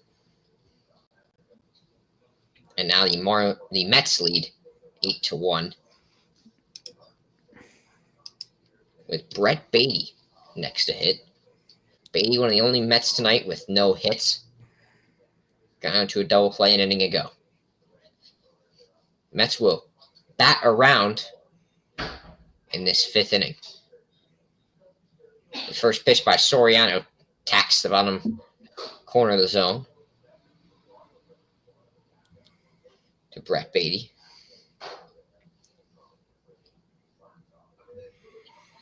Beatty is someone that proves that spring training does not transition to ball in the major league level versus the spring training pitchers. Beatty is one of the best players in all of spring training, but has not seemed to get in the hitting column so far in 2025 as he takes that pitch low, and it'll be 2-1.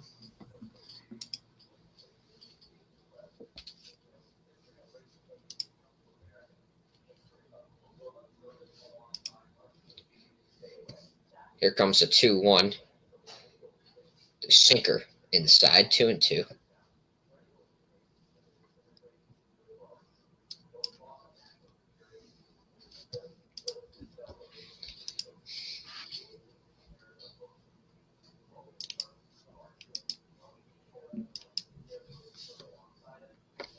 Here comes the 2-2 pitch to Brett Beatty from Soriano, and Beatty rips this one into the left center field gap. Sanoa's going to get there, but not before Beatty has a 2-bagger with swagger as he gets that double on that one hit ripped up to left center field.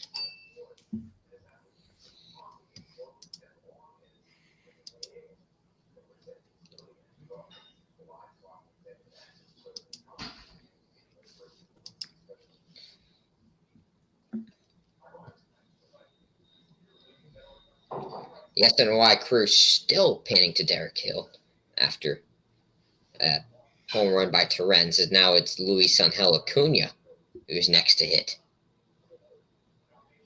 First pitch sinker is inside and on the hands. It'll be 1-0. Here comes the 1-0.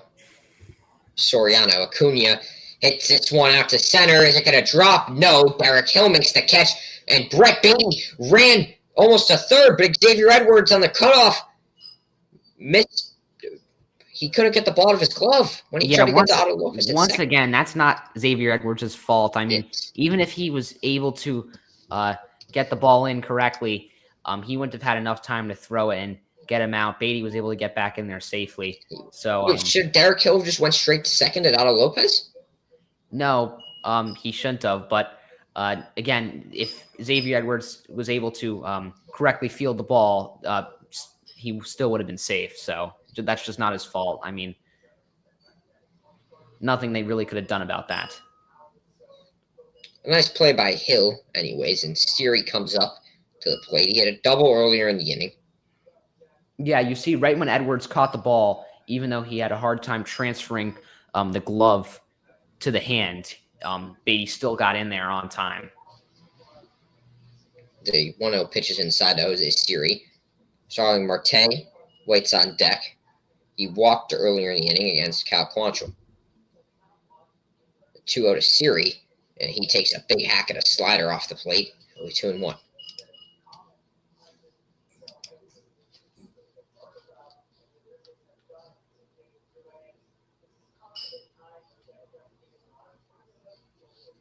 The 2-1 from Soriano is grounded to third.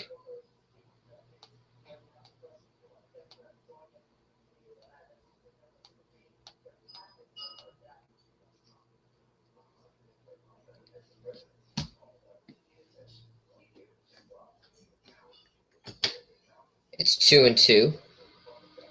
Now to Siri. Siri rips this one up the middle. It's right to Otto Lopez. And that's going to do it for this long top of the fifth inning. We'll be back for the bottom half of the fifth. The Mets tack on a 6-7 spot. 8-1 New York.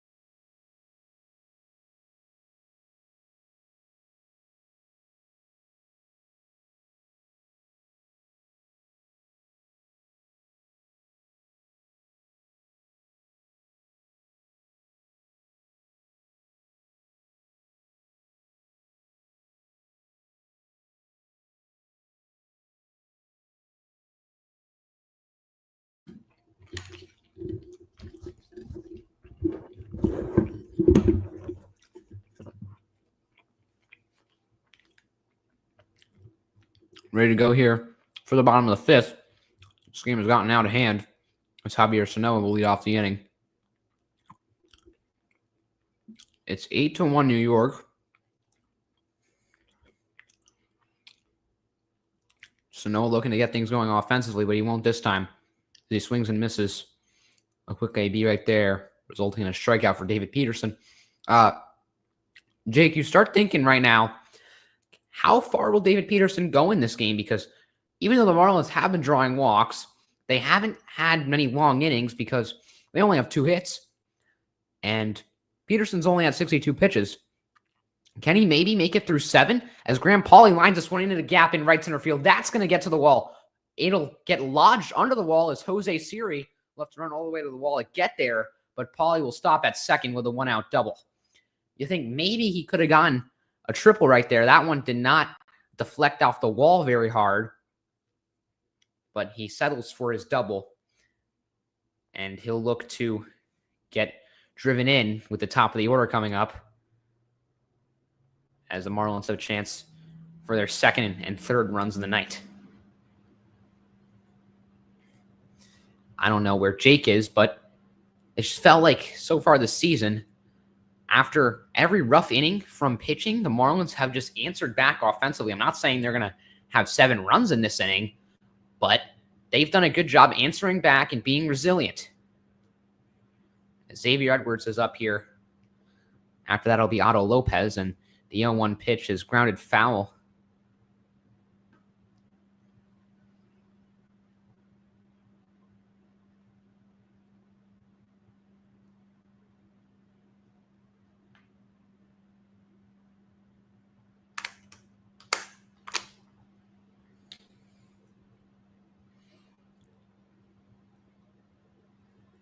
Here's the 0-2 pitch, and Edwards grounds that one right back to the pitcher, and now Pauley's calling a rundown. Vientos will apply the tag. Edwards will get to first safely, but Pauley is tagged out on the base path, and there's 2 gone.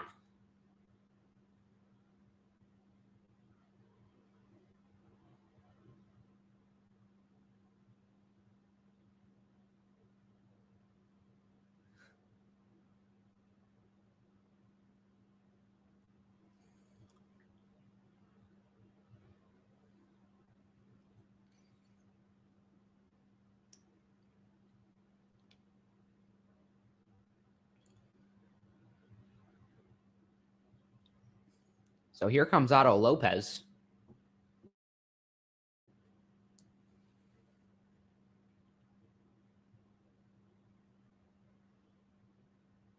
One for 2 with a homer as he takes the first pitch low on the curveball for ball 1. Lopez, heading into today, I don't know if that's changed, was one of just 2 players in Major League Baseball as he fouls the 1-0 pitch. Just one of 2 players in Major League Baseball with at least a 2 outs above average, 2 DRS, defensive runs saved, and 1 or more home runs. And the other guy is his teammate Griffin Conine, who made a sensational catch at the wall to rob a home run and also hit a home run to tie it up at 2 apiece in yesterday's contest against Pittsburgh. 1-1 pitch in there for a called strike 2 on Lopez.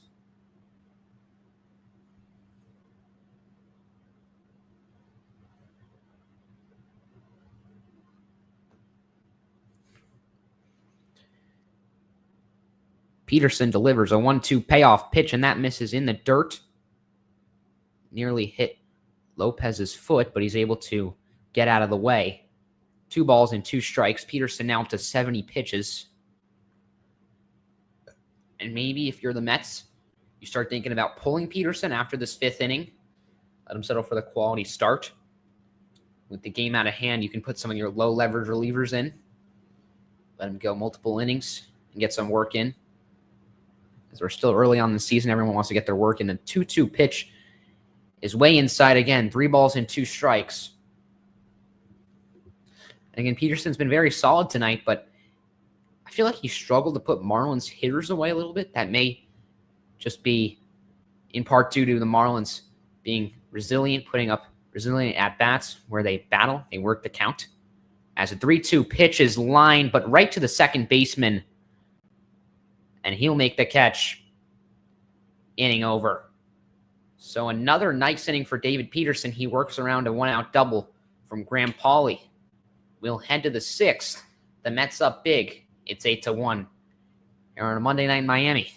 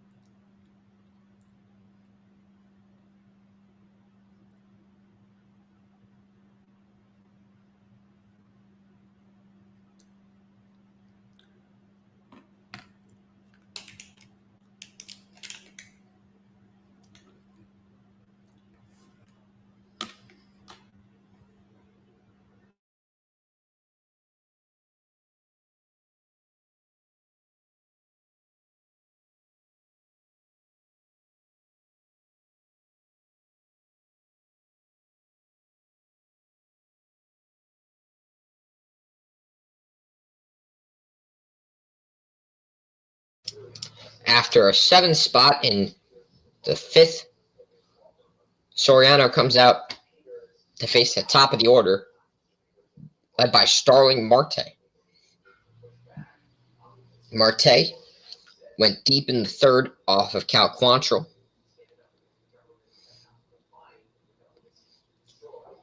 And he swings and fouls off the first pitch. It's 0-1. The pitch from Soriano hits Marte. That's the 2nd hit by pitch of the game. It hits him on the back of the arm, goes to his back area. Yeah.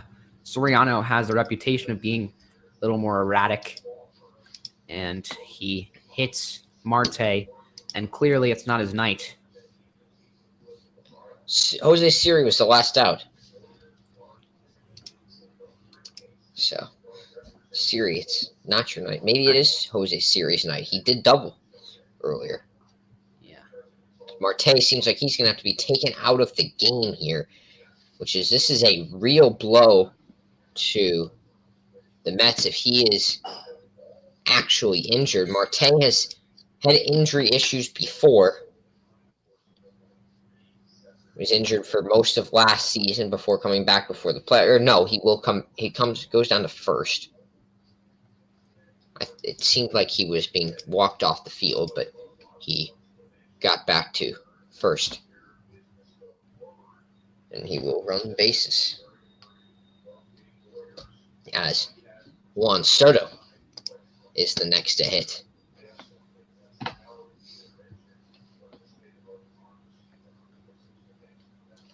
And Soriano will step off the mound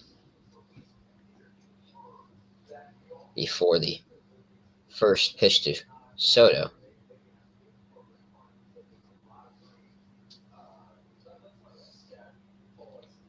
First pitch from Soriano. High fastball. Hits the top of the zone. It'll be 0-1. Soto is 1 for 2 with a walk, where he ended up scoring after the walk. The 0-1. Soto does not bring the bat around. Pete Alonso here on deck. Hit a grand slam. Is that the first grand slam of the season for any team? Possibly. I haven't seen the Grand Slam. No, I think the Orioles hit one on opening day. Oh, yeah. And Soto grounds it to second. Lopez to Edwards to Bride at first, and a double play as Juan Soto will ground into it. A quick and easy double play for the Marlins middle infield. Yeah, that's a nice way to turn 2 right there.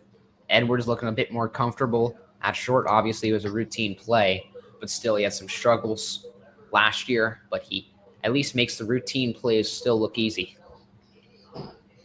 So now it went from no one on and no one out to, or one on and no one out to no one on and 2 outs as Pete Alonso comes up to the dish.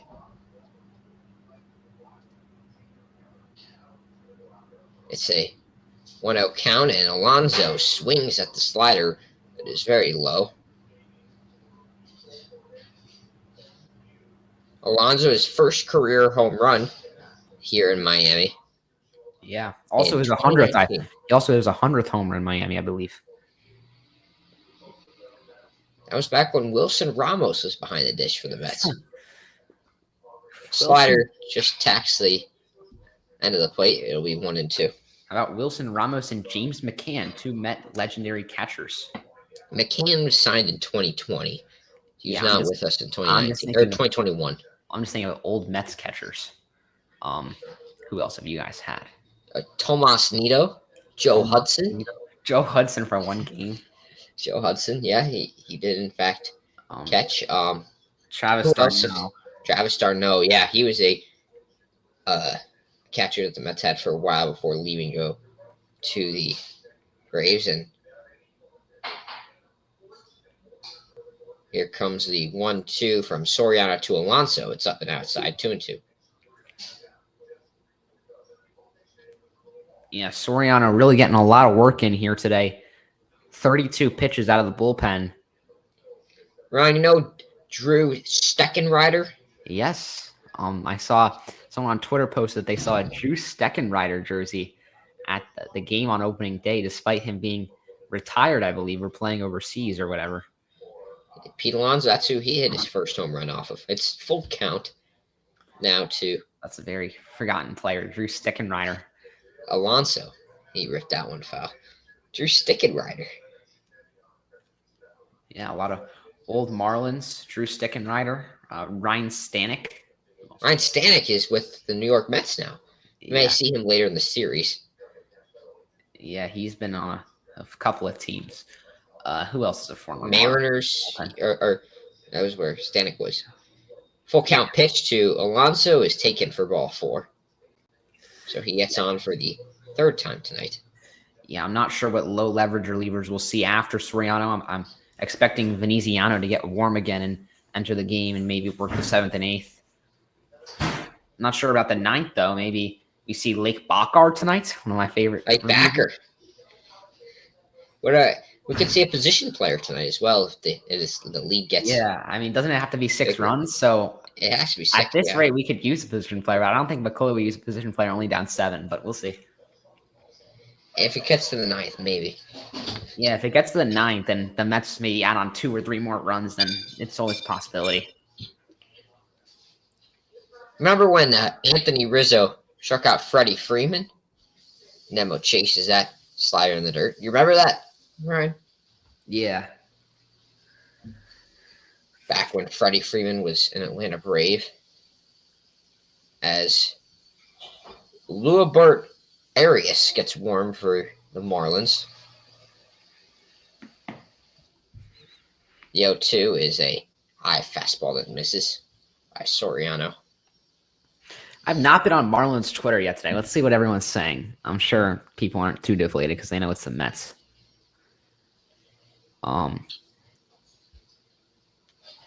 One of the Mets broadcasters said Jonah Bride is our best hitter. Who was it? I don't know. Someone just said Mets broadcast disrespecting the Marlins. Someone was wearing a Tim Anderson jersey at the game. Tim Anderson jersey. Tim Anderson Wow. Marlins jersey. That is very rare. I don't think I've ever seen that. That is very rare. Yikes. Now, Soriano going to have his 40th pitch of the evening is a Slider down the middle. That is Rick deep out to center field. And it's out of here. Brandon Nimmo, a 2-run shot off of George Soriano. And he finally gets something to his 2025 campaign. His second hit of the season is a shot to center field. 106 off the bat. And it'll be a 2-run shot for Nimmo. Oh my God! With all the shots in the Mets fans, I feel like I'm watching a game at Citi Field in the blue seats, and this is pretty crazy. Yeah, this is not George Soriano's night, to say the least. This is right over the middle of the plate.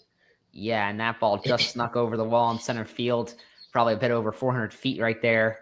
And now Soriano at 40 pitches, and they're just going to let him die out there on the mound. I mean, what a night for the New York Mets so far. Yeah, finally an offensive breakout. It took facing George Soriano and Cal Quantrill for y'all to do it, though. The 0-1 to Vientos is taken for a strike. People are saying 3 and 159 on Marlins Twitter. People are probably having a lot of overreactions. I mean, besides the pitching, though, the fielding and the bats, it's been a pretty clean game for you guys as Vientos strikes out and throws the bat in anger. David Peterson's going to come out for the bottom half of the 6th. Yeah, I mean, I'd like to see some more production from the offense. Not really much outside of the Otto Lopez homer and, of course, that Graham Pauley double, which really encourages me. Pauley, not really a hyped-up prospect. I believe he was barely in the top 20, maybe outside the top 20 or 30 by some prospect outlets. But he looks to be Major League ready, and I'm excited to see what he can do. But outside of that, it's been pretty disappointing from the Marlins offense. And you're not really going to get a ton when the centerpiece of our offense, Xavier Edwards, isn't getting on base. And he's off to a pretty slow start so far with just 3 hits so far this season. Yeah, I mean, 4 games, 3 hits. This is the 5th game. So, I mean, Otto Lopez has played very well, obviously, for the Marlins so far. But it's been all Mets here tonight. I'll let you take duties for the bottom half of the 6th inning.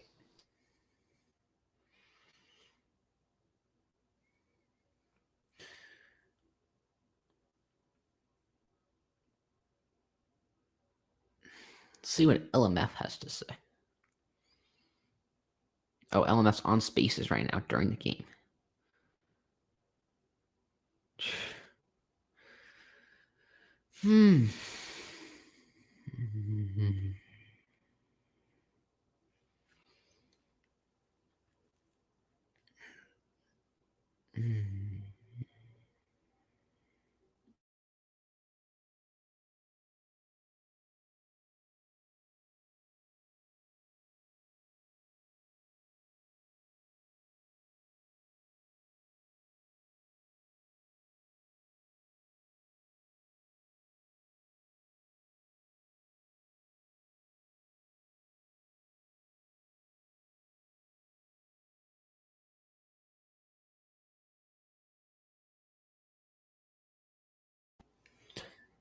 All right, we're back for the bottom of the 6th inning, and with the Mets up 10-1, the status of who wins and loses is not really in question, but rather the question right now is which position player will pitch later on for the Marlins. As David Peterson is still on the mound, I previously mentioned how long he may go tonight. He's out for his 6th inning of work. As Eric Wagaman swings and lifts a high fly ball deep left field, back at the wall, no doubt about it. Eric Wagaman lifts one off the facing of Auto Nation Alley. And just like that, Eric Wagaman has broken out. After a rough opening weekend, he hits a monster home run, 424 feet off David Peterson, a hard 6.1 miles per hour on the exit velocity. And that'll help get things going for him. When he really gets a hold of one, he can hit the ball long ways. He's got a ton of raw power. So it's now 10-2, and the Marlins inch closer. It'll ultimately probably be too little too late. But still nice to see some results from individual players like Otto Lopez and Eric Wagaman specifically tonight.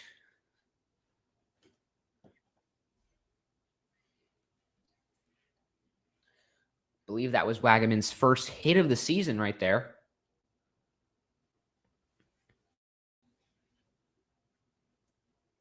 So Derek Hill at the plate. 1-1 the count on Hill.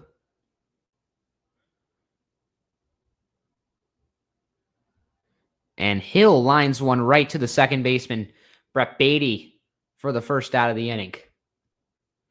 So Hill with another hard hit ball, but right to Beatty, who makes the routine play.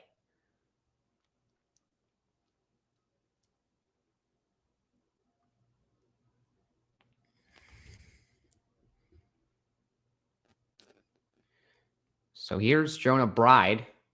He takes the first pitch on the inner corner for strike one. Quickly, the 0-1 pitch from Peterson. It's his 80th on the night, and that's low for ball two. Right now on the SNY broadcast, we're getting a look at Francisco Lindor's bat. As I mentioned earlier, he is using the torpedo bat that Ryan Jeffers, Junior Caminero in the Yankees, several players from the Yankees, not the whole team. Aaron Judge was not using one, but several players from the Yankees have used. As here's the 1-2 pitch to Bride, and he lines one out to right field. That'll be a base hit, and the Marlins have their second hit of the inning. It comes off the bat of Jonah Bride with one out here in the bottom of the sixth.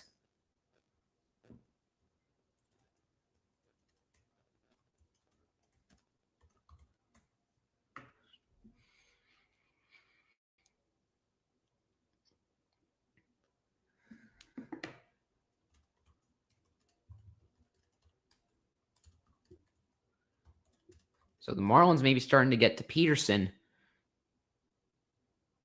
as Myers grounds it to third, over to second for one, on to first, but the throw over to first is not in time, and Dane Myers is able to beat out the double play, and he'll reach on a fielder's choice. Peterson is likely going to finish out this sixth inning, and we'll get it. His first quality start of 2025 is showing why he's been amazing so far in the last year. Yeah, Peterson made a ton of quality starts last year. Jake, would you agree if I said he's one of the more underrated starting pitchers in all of Major League Baseball? He very much is. Not a lot of people talk about him, but also, as for us analytics fans, if you check out his baseball savant, it is not the best savant, though, which is he looked like he'd been getting very lucky a lot Yeah, but last still, year. I mean, the results are there as the 1-0 pitch to Liam Hicks, who's still in search of a breakout. Ryan, Ellie De La Cruz is 4 for 5 with 2 homers. Jeez. So hitters count on Hicks, lefty-lefty matchup, and the 2-0 is way inside. 3 balls and no strikes. And this is especially important for Liam Hicks as a Rule 5 guy with Augustine Ramirez lingering in AAA. If Hicks can't perform at the plate and Ramirez figures things out defensively, it shouldn't be long until we see Hicks get optioned and Ramirez called up to the big leagues. Excuse me, not optioned because he's a Rule 5, so he can't get optioned, but DFA'd, rather. 3-1 pitch to Hicks is grounded foul. I believe he grounded that one off his foot. Yes, he did. Hicks, by the way, if you're not familiar with him, a Rule 5 draft pick coming over from the Rangers organization. Solid defensive catcher with very good bat-to-ball skills. He walks more than he strikes out, but a very minimal amount of power coming from him. So 3 balls and 2 strikes. Dane Myers leading off over at first. Jake, this will be Peterson's 89th pitch and possibly his last. Here comes the delivery, and that misses just... Oh, no! He gets the call. That pitch was a little bit below the zone, and a late strike 3 call to get the pitch on the backwards K, and that'll likely do it for David Peterson's night. Ryan, I don't know. That one is a little low. I don't know about that one. Yeah, a very generous call there. And looks to me Very like generous. the home plate umpire just wants to go home early with this game being a 10-2 blowout. Let's see who the umpire is tonight. The home plate umpire tonight is Nate It is Tomlinson. Nate Tomlinson. Yeah. Yeah, so Nate Tomlinson wants to go home. He wants to go back to his Miami Beach hotel or wherever he's staying. But yeah. 9 strikeouts on David Peterson. Peterson, great night. 9 Ks, 5 hits, 2 runs, 6 innings. We've got 3 more frames left to play. It's 10-2 New York. And that's with 10 runs and 11 hits and no errors. And the Marlins with 2 runs on 5 hits and no errors. Like you mentioned earlier, it's been a clean ball game. No errors from either team. But just the Mets, to say the least, they're out slugging the Marlins tonight. They're really outslugging them. They've hit more home runs by a very large region. They got runners on base and then Alonso hit that grand slam. They're scoring with runners on base. Siri doubled for an RBI. Beatty doubled earlier in the game. Overall, the Mets have just been playing a much better ball game. Yeah, and the question is, will this carry over into games where the Mets are facing talented pitchers? Because you look at the first 3 games of the season for the Mets, they faced the Astros, top of the rotation, in Framber Valdez, Hunter Brown, Spencer Arrighetti. All of those guys are much better pitchers than Cal Quantrill, with all due respect. But will the Mets break out tonight against Cal Quantrill and George Soriano lead into games against when they're facing pitchers like Sandy and other guys? Because there's a lot of really good pitching talent in the NL East. Of course, you have the Phillies with Zach Wheeler, Aaron Nola, Jesus Luzardo, Ranger Suarez, maybe Andrew Painter at some point. And you have the Braves with Spencer Strider coming back soon. As the Mets will come up to hit right here in just a moment. We're back to the top of the 7th. If you're there, Jake. Yeah. Yeah, I'm here. 11 hits on the Mets. Luis Torrens is the next to hit. And it will be the pitcher Luabart Arias. I think it's Luabert or Luabert. Luabert. It might be Luabert. Luabert Arias. He's making his major league debut right now. Luabert Arias. We're on watch for his first career strikeout. Let me check I'm gonna check the pronunciation guide on this. It is pronounced. No, there is no guide for his pronunciation, so we'll call him Luabert. Luabert, yeah. Luabert Arias. Here comes Arias. the 1-1-2 to Renz. Pitch is low, but again, yeah, Mr. I mean, Mr. at least he's being Tomlinson wants to go. At least he's being consistent with the low strike calls. As Arias making his major league debut, like I said, he was born December 12th, 2000, making him 24 years old. He's from Maracay, Venezuela. A lot of other major leaguers coming from that exact town. He misses on that 4th pitch of the at-bat. It'll be 2-2 to Luis Torrens, with Brett Beatty waiting on deck. The 2-2 is outside on the slider. So now the count is full for Torrens. Torrens homered earlier. And now we see the Fortnite sponsor behind the dish. Here. Next to the Lone Depot sign. The payoff pitch is fouled back by Torrens. Yeah, I guess the Marlins hired Matthew Static as the director of advertisements.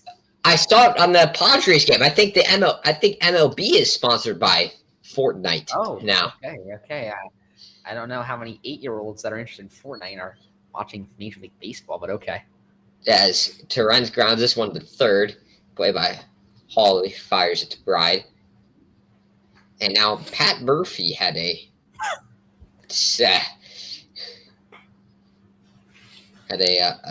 interesting take on torpedo bats. He said that my old butt will tell you this for sure. It's the magician. It's not the magic wand, it's the magician. Basically praising the Yankees offense. Pitch by Arias. First pitch to Beatty is taken for a ball. Or for a strike. Beatty will take the second one for a strike that hits the bottom corner of the zone. If we take a look around Major League Baseball, the Reds lead 14-0 over the Rangers. The Rays lead 5-0 over the Pirates. The Blue Jays have a 4-2 lead over the Nationals. Cardinals lead the Angels 2-1, and the Giants lead the Astros 1-0. In the The third, 0-2 pitch. the 0-2 is fouled back. Yeah. So with 2 strikes here, we'll see if Arias can get the K, which would be his first K of his Major League career. Ryan, I just found out that Will Bowen is on Reel. Oh, wow. What's his user? Dogs.protz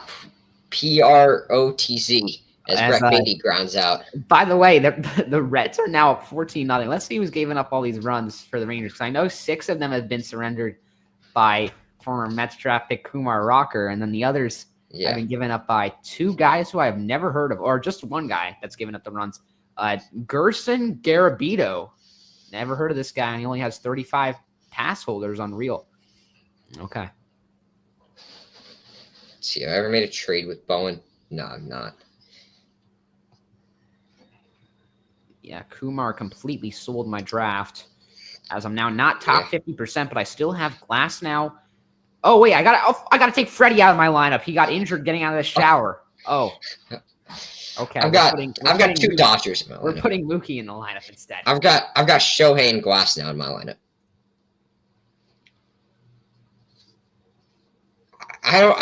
Should I be getting negative racks for this performance by the Rangers? I mean, I own the team card, but maybe Jake Berger will hit a garbage time homer as Acuna grounds one over to third. Pauly with a nice throw over to first. Side retired. We'll go to the bottom of the 7th. Mets up 8 still. 7th inning stretch time.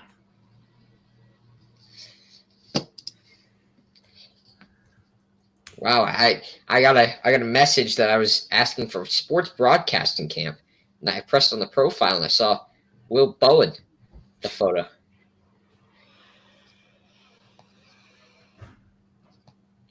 He's got the Georgia basketball team, legendary.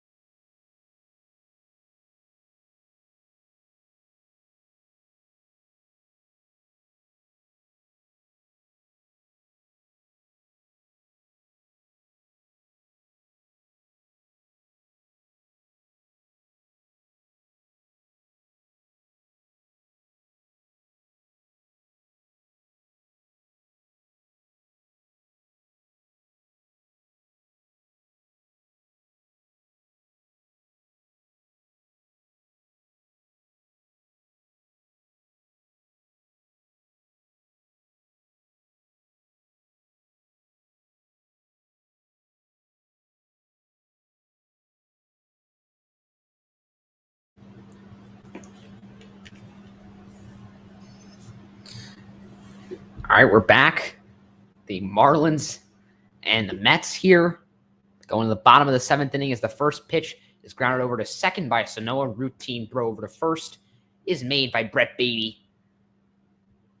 1 away here in the bottom of the 7th. And Jake, it looks like former Marlin Huáscar Brazoban has taken the mound. Huáscar Brazoban into the game for the Mets to eat some garbage time innings. Pitched really well in his 2 that he was given against the Astros. 2 1/3. Yeah, 2 1/3. Just 1 hit allowed.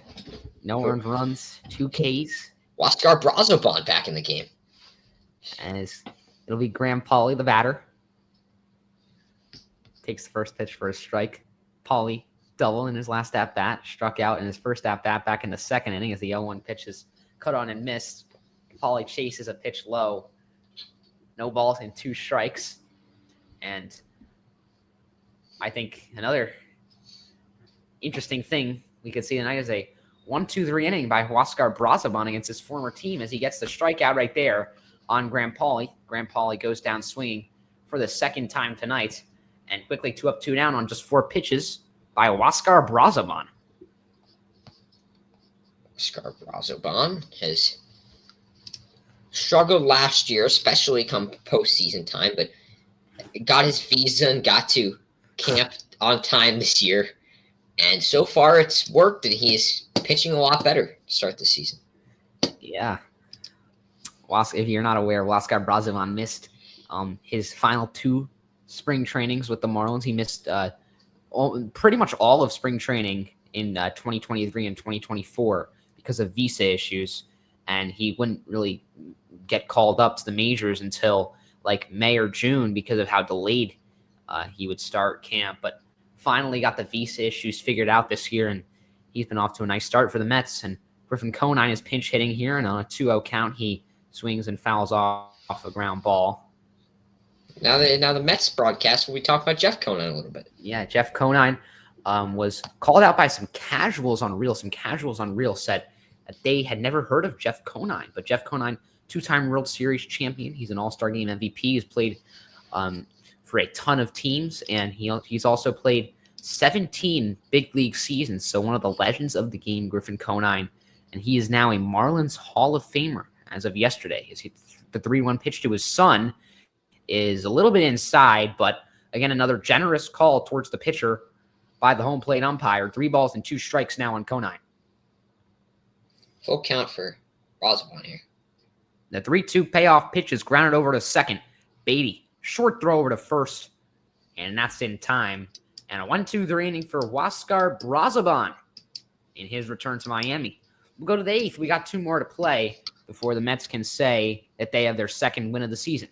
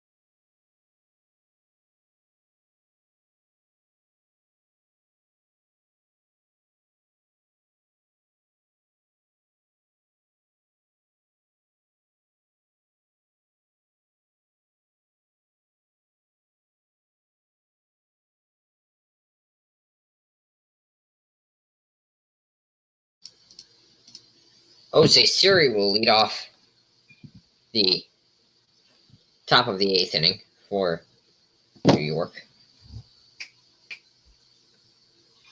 As it's an 0-2 count now to Siri. Arias still searching for that first major league strikeout of his career.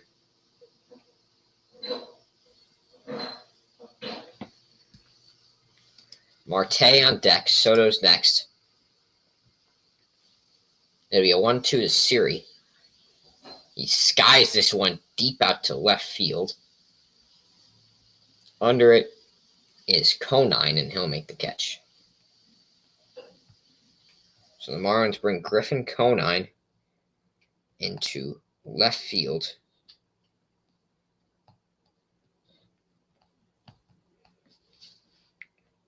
And that will... All right, I'm back. They move Sanoa over to shortstop as Starling Marte next to hit. Slider misses low.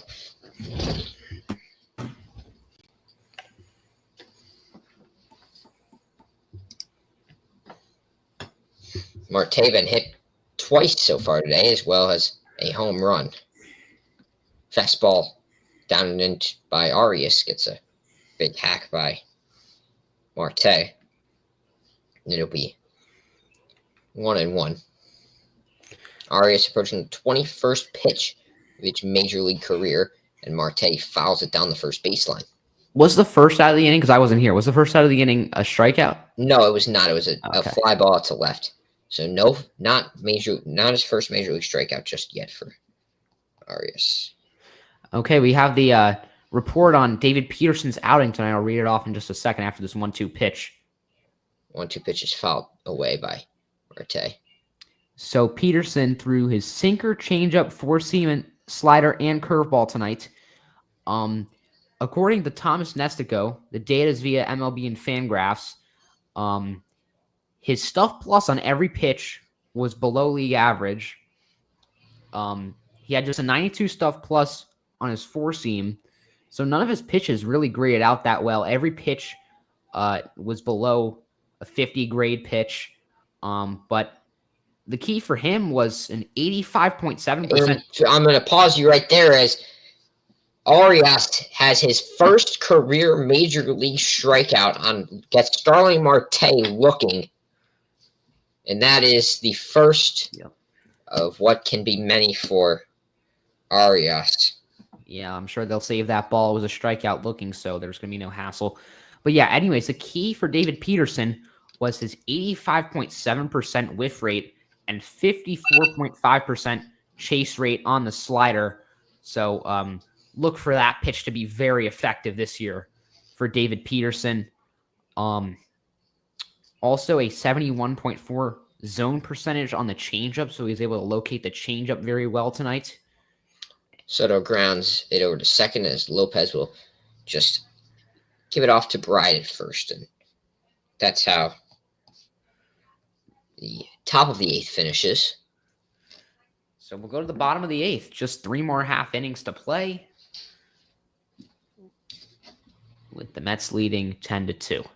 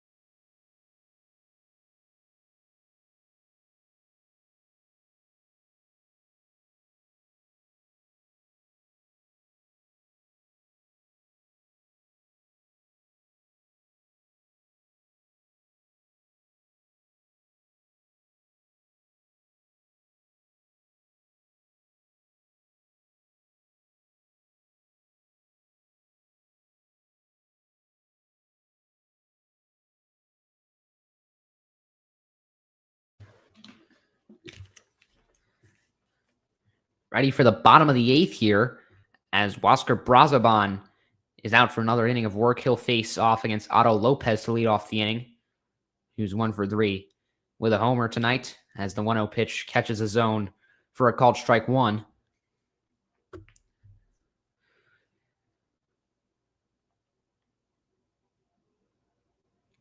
One pitch to Lopez gets in there for a called strike 2.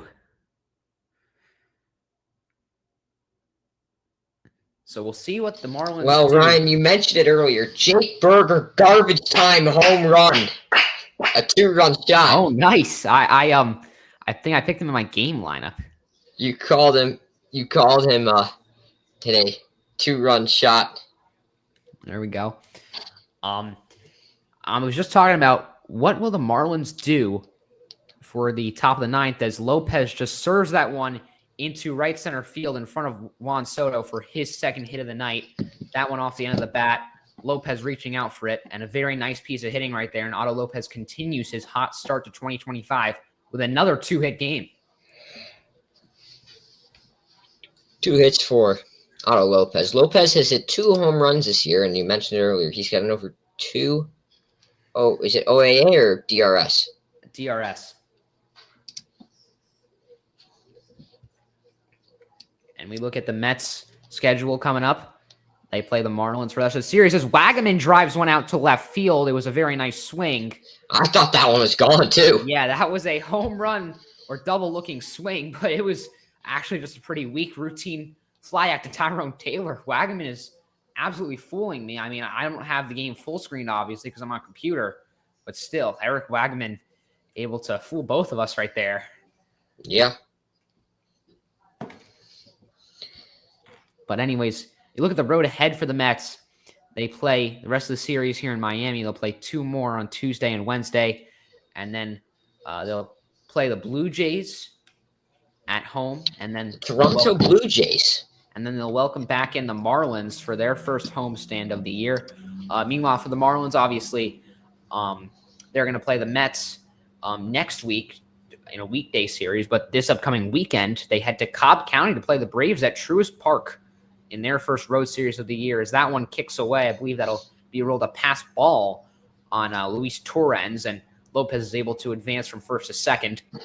And then going back to the Mets, after they welcome in the Marlins next week, they'll head out to Suter Health Park, I believe. Suter Health, yeah. We will be playing out there in Suter Health Park. Yeah, we saw today the A's are holding their press conferences in a shed. So it'll be interesting to see how things play out with a major league team playing at a minor league ballpark in Sacramento.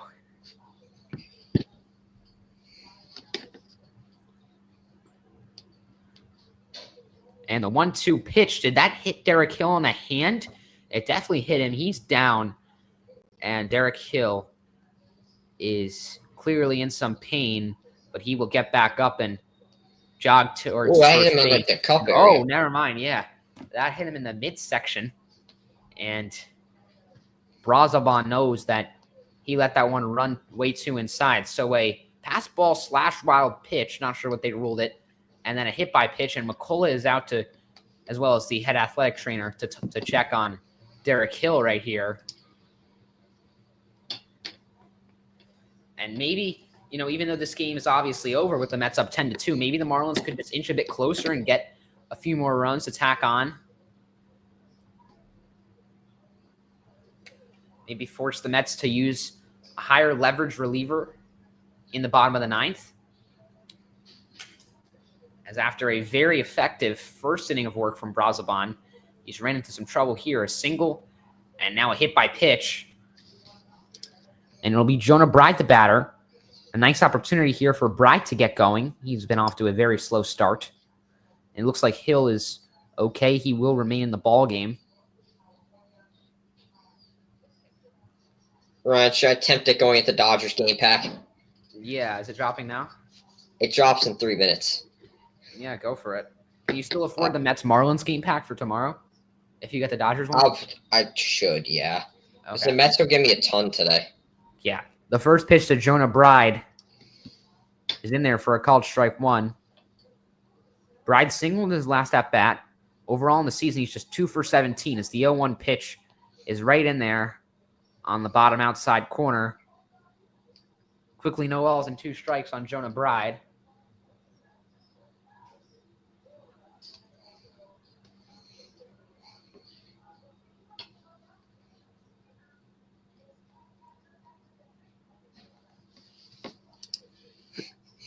You get the chat.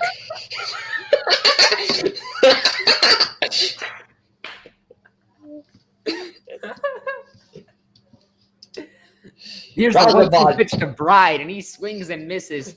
That's strike 3. So another strikeout for Huáscar Brazoban. And there's 2 away here in the bottom of the 8th.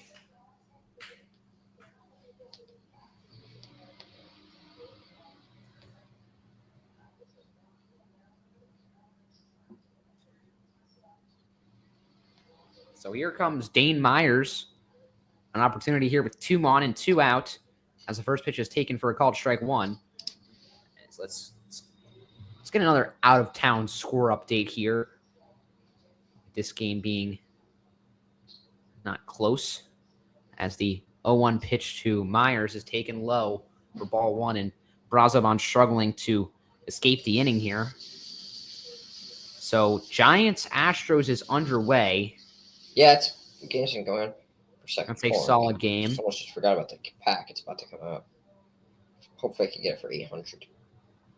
I might not be able to get it. Giants lead at 1-0 early on, thanks to a 1-run single from Wilmer Flores, who's still hanging around.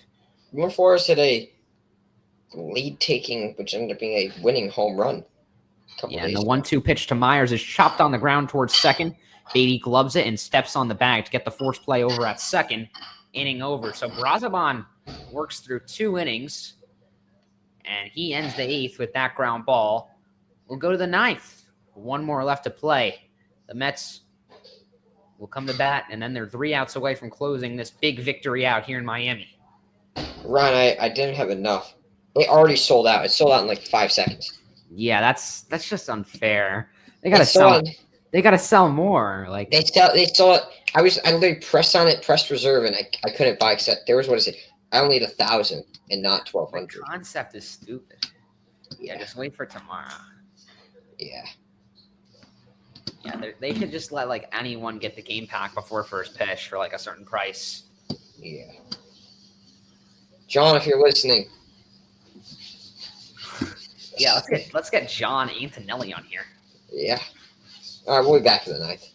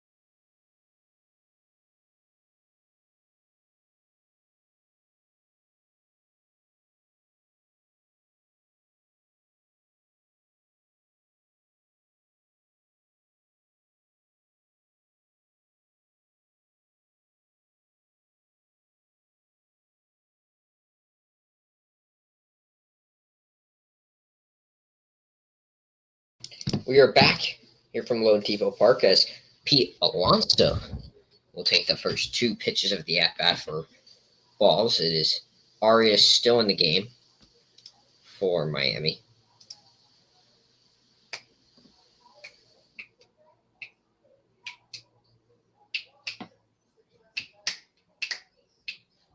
The 2-0 from Arias to Alonso. The hanging curveball was taken by Pete.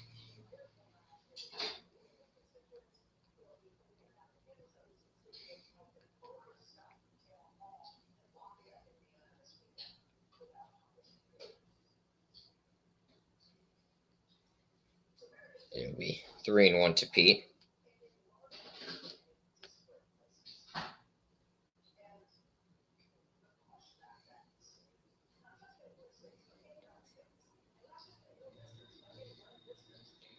Alonso swings through a changeup down the middle.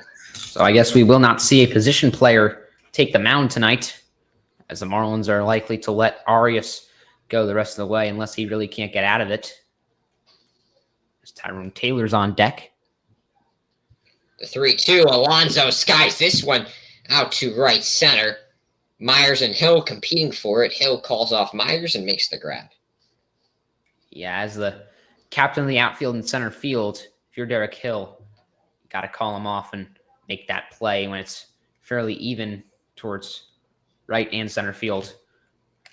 You got a flashback here. Tyrone Taylor on June 12th of 2024, he recorded 4 hits against the Marlins. Can he record another one right here? Tyrone Taylor did not get the start. Started in the opening day action, but didn't get the start tonight or the past 2 games when taking on right-handed pitching.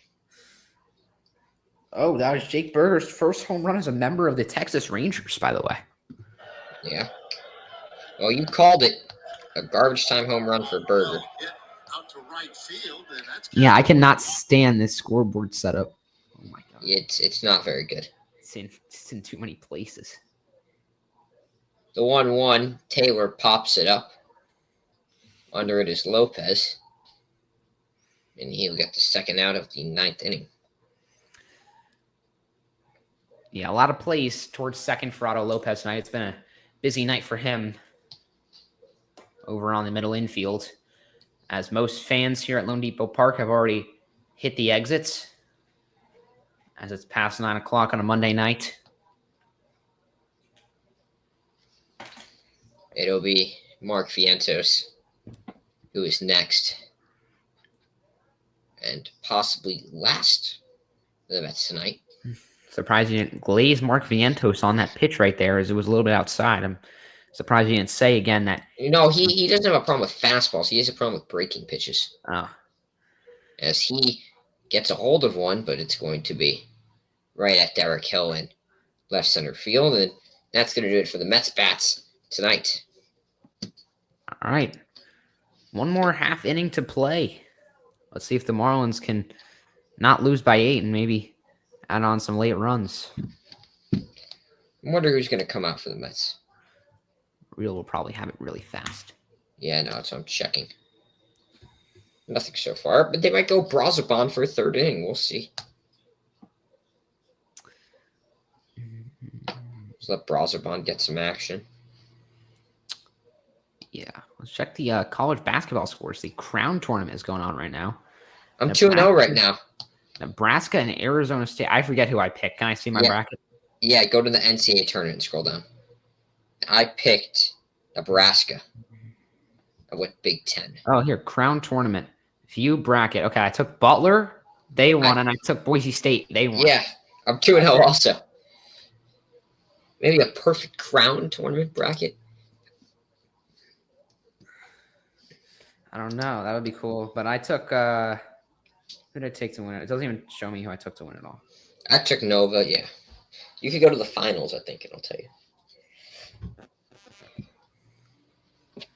Not telling me. I think I took Washington State. Yeah, it should say it right when you press on it.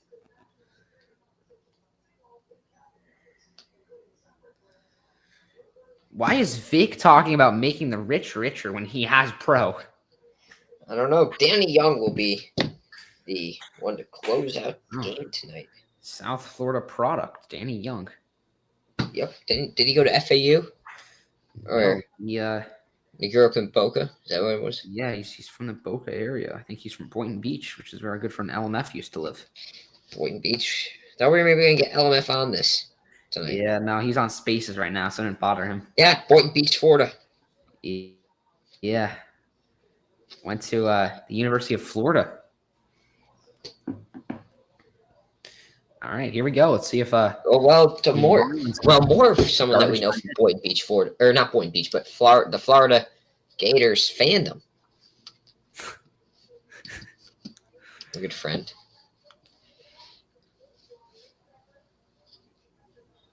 Here we go for the ninth, Ryan.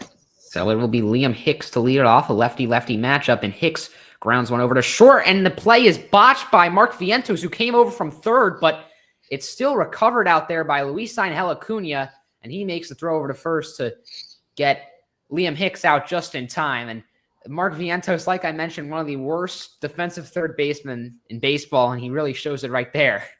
I mean, I thought he was doing everything fine up in defensively until that play so far. It was not his ball. That was all right there for Acuna. Yeah, he did not have to go after that. So here's Javier Sanoa, 0 for 3 on the night. The Marlins have had a lack of production from the back end of their order tonight with some of the bench players playing tonight. Javier Sanoa and Liam Hicks, guys who normally won't start. As here's the 1-0 pitch to Sanoa, and that misses outside on the breaking ball, 2-0. I'd like to see Sanoa put together some nice pieces of hitting over the next few games when he gets to start. We know he has very good bat-to-ball skills. Hit over 300 for a good stretch in AAA as he grounds this one over to second. Beatty throws over to first, well in time. And the Marlins are down to their final out.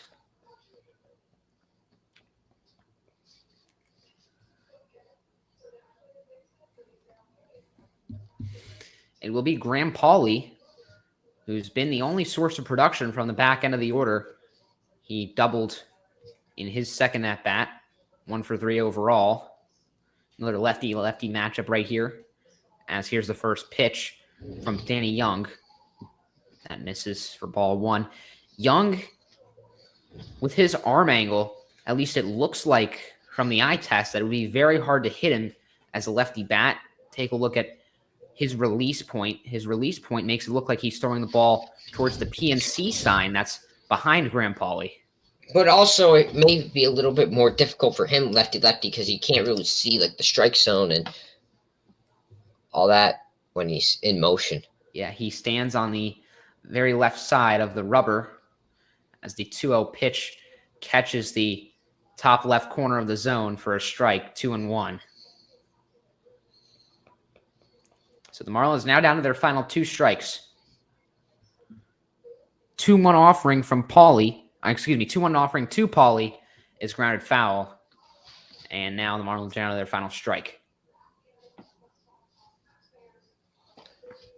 A great game overall by both sides as the Mets fans behind the Mets dugout are clapping now. Overwhelming majority of Mets fans here in the ballpark tonight. The 2-2 Win payoff pitch misses outside, 3-2. So with this one almost over, we look forward to tomorrow night's pitcher's duel between Sandy Alcantara and Kodai Senga. That should be the best game of this 3-game set. But this one was pretty much over as soon as Cal Quantrill was left in with the bases loaded, as Danny Young is going to walk Graham Pauley on that 3-2 pitch. So that'll extend the game and give Xavier Edwards another at-bat. No, Xavier, it'll be Griffin Conine, actually. Oh, yeah, excuse me. Forgot about the substitutions. So Griffin Conine comes in. Max Harris is here in the chat. He is? Yes. Wow. So Griffin Conine up to bat. Lefty-lefty. Opportunity for him as he fouls off the first pitch. Conine has been very good defensively in left field so far, but at the plate, he hasn't fully gotten it going, just 2 for 11, although one of his 2 hits was a huge home run to tie up the ball game, as that one misses way outside, nearly got away from Torrens. 1 ball and 1 strike on Conine. Griffin Conine, we talked about his dad a little earlier, Jeff Gabriel. Yep. 2-time World Series champion with the Marlins, as the 1-1 pitch is outside again. 2 balls and a strike. Looks like Danny Young maybe having some command issues tonight. Already a walk. Now behind the count. His glove is shaking. At 2-1, here's the pitch, and Conine with a ground ball. That's through the left side and into left center field for a base hit. So Griffin Conine with a ground ball single. That will advance Graham Pauley over to third, and the Marlins have their third run of the night just 90 feet away. And some resilience by the Marlins again. Obviously, this one has been over for a while, but still not letting the game end. Having a nice 2-out rally right here. And now it'll be Otto Lopez with a chance to extend this one and give the Marlins some more runs. Marlins been able to get base runners. They've been able to get hits. They just have not been able to succeed with RISP, runners in scoring position, really on the night. A lot of double plays and tough situations. Not a ton of base runners, though. Peterson really shut them down. A few 1-2-3 innings by him as the first pitch, again, looked to be a little bit low, but this zone has been really shaky from the home plate umpire. So I'm interested in the umpire's scorecard. Yeah, probably going to be a good consistency rating because he's always giving those low pitches a strike. As the 0-1 pitch misses low, but a little bit too low to be a strike, 1-1. Young up to almost 17 pitches. I don't know if he'll be used in the coming games. Sleep in the backstage for a good chunk of the game. The 1-1 pitch misses inside, 2-1. Snicker, he fell asleep in the backstage. Oh, I was wondering where he went. I thought he left. He is back, hey, Nick? 2 balls and a strike on Lopez, the pitch, and Lopez with a ground ball up the middle into center field for a base hit. And the Marlins have their third run of the night as Graham Pauley will score. It's a 10-3 ball game, and Otto Lopez with his third hit of the game. And early on, through the first 5 games of the MLB season, Lopez has been one of the most productive hitters and defenders in Major League Baseball. Another great night for him. Yeah, Otto Lopez, another nice night, like you said. He has had multiple base hits, hit that home run in the first inning to give the Marlins their 1-0 lead. But on the Mets standpoint, it bring Hafner out to talk to Young to try to finish this off against Eric Wagaman. Yeah. And you think about what could have been if the Marlins had a good outing by Quantrill. You could have gone to the high leverage relievers and maybe you would have a chance to tie up this game or walk it off right now. As you look at the hit column right now, is here the first pitch to Eric Wagaman is in there for a call strike on the hit column. The Mets with 11 hits compared to the Marlins with 10. So both teams pretty even on hits, but it's been the home runs that have really elevated the Mets tonight, especially that Pete Alonso grand slam. As Eric Wagaman lines one into right field, that'll be a base hit. Another run will score for the Marlins, and it's now 10-4 Miami. 10-4 New York, excuse me. As swinging a ground ball, base hit right field for Eric Wagaman there. As Crochet has been extended by the Red Sox. 6 years, $170 million for Garrett Crochet, the Red Sox new ace, and they lock him up as their ace of the future. So he didn't really have a good first outing, though. Yeah, but I guess they don't really care about just one outing because we know he is one of the best starting pitchers in baseball, a Cy Young candidate.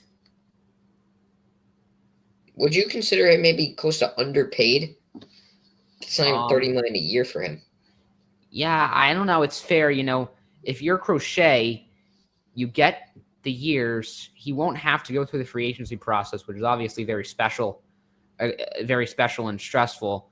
But yeah, I don't know. I think maybe it's a little bit of an underpay, under $200 million for 6 years for one of the best pitchers in baseball. But still, you get locked up for 6 years. You take that if you're Crochet, as the 1-1 pitch misses low and inside. 2 balls. Samuel just gave us some live chat trivia.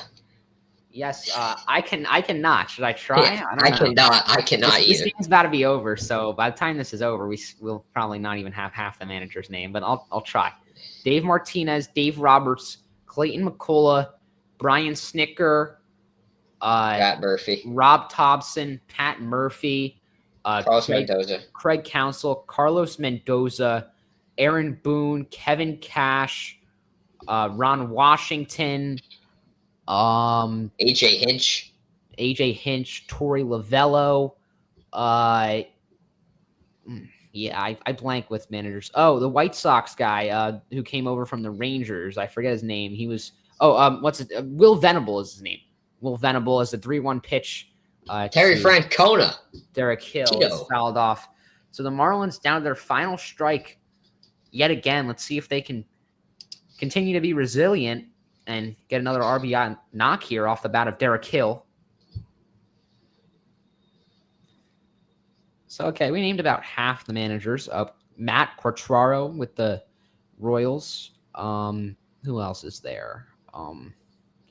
Wait, who's the Red Sox manager? Why am I blanking? As a 3-2 pitch to Hill, it swung on and missed. Strike 3, ball game over. The Mets win it 10-4, despite a shaky ninth inning from Danny Young where he allows 2 runs. Pete Alonso's grand slam, his 4th of his career, was able to elevate the Mets to a big 6-run win. And the Mets have their 2nd win of the season. The Marlins have their 2nd loss of the season. And more importantly for New York, they take the first of 3 here in Miami as they're set to face Sandy tomorrow. So this is a must-win game for them. Ryan Schlesinger and Jake Morganstein, we are signing out here from Miami. We'll be back sometime later in the season.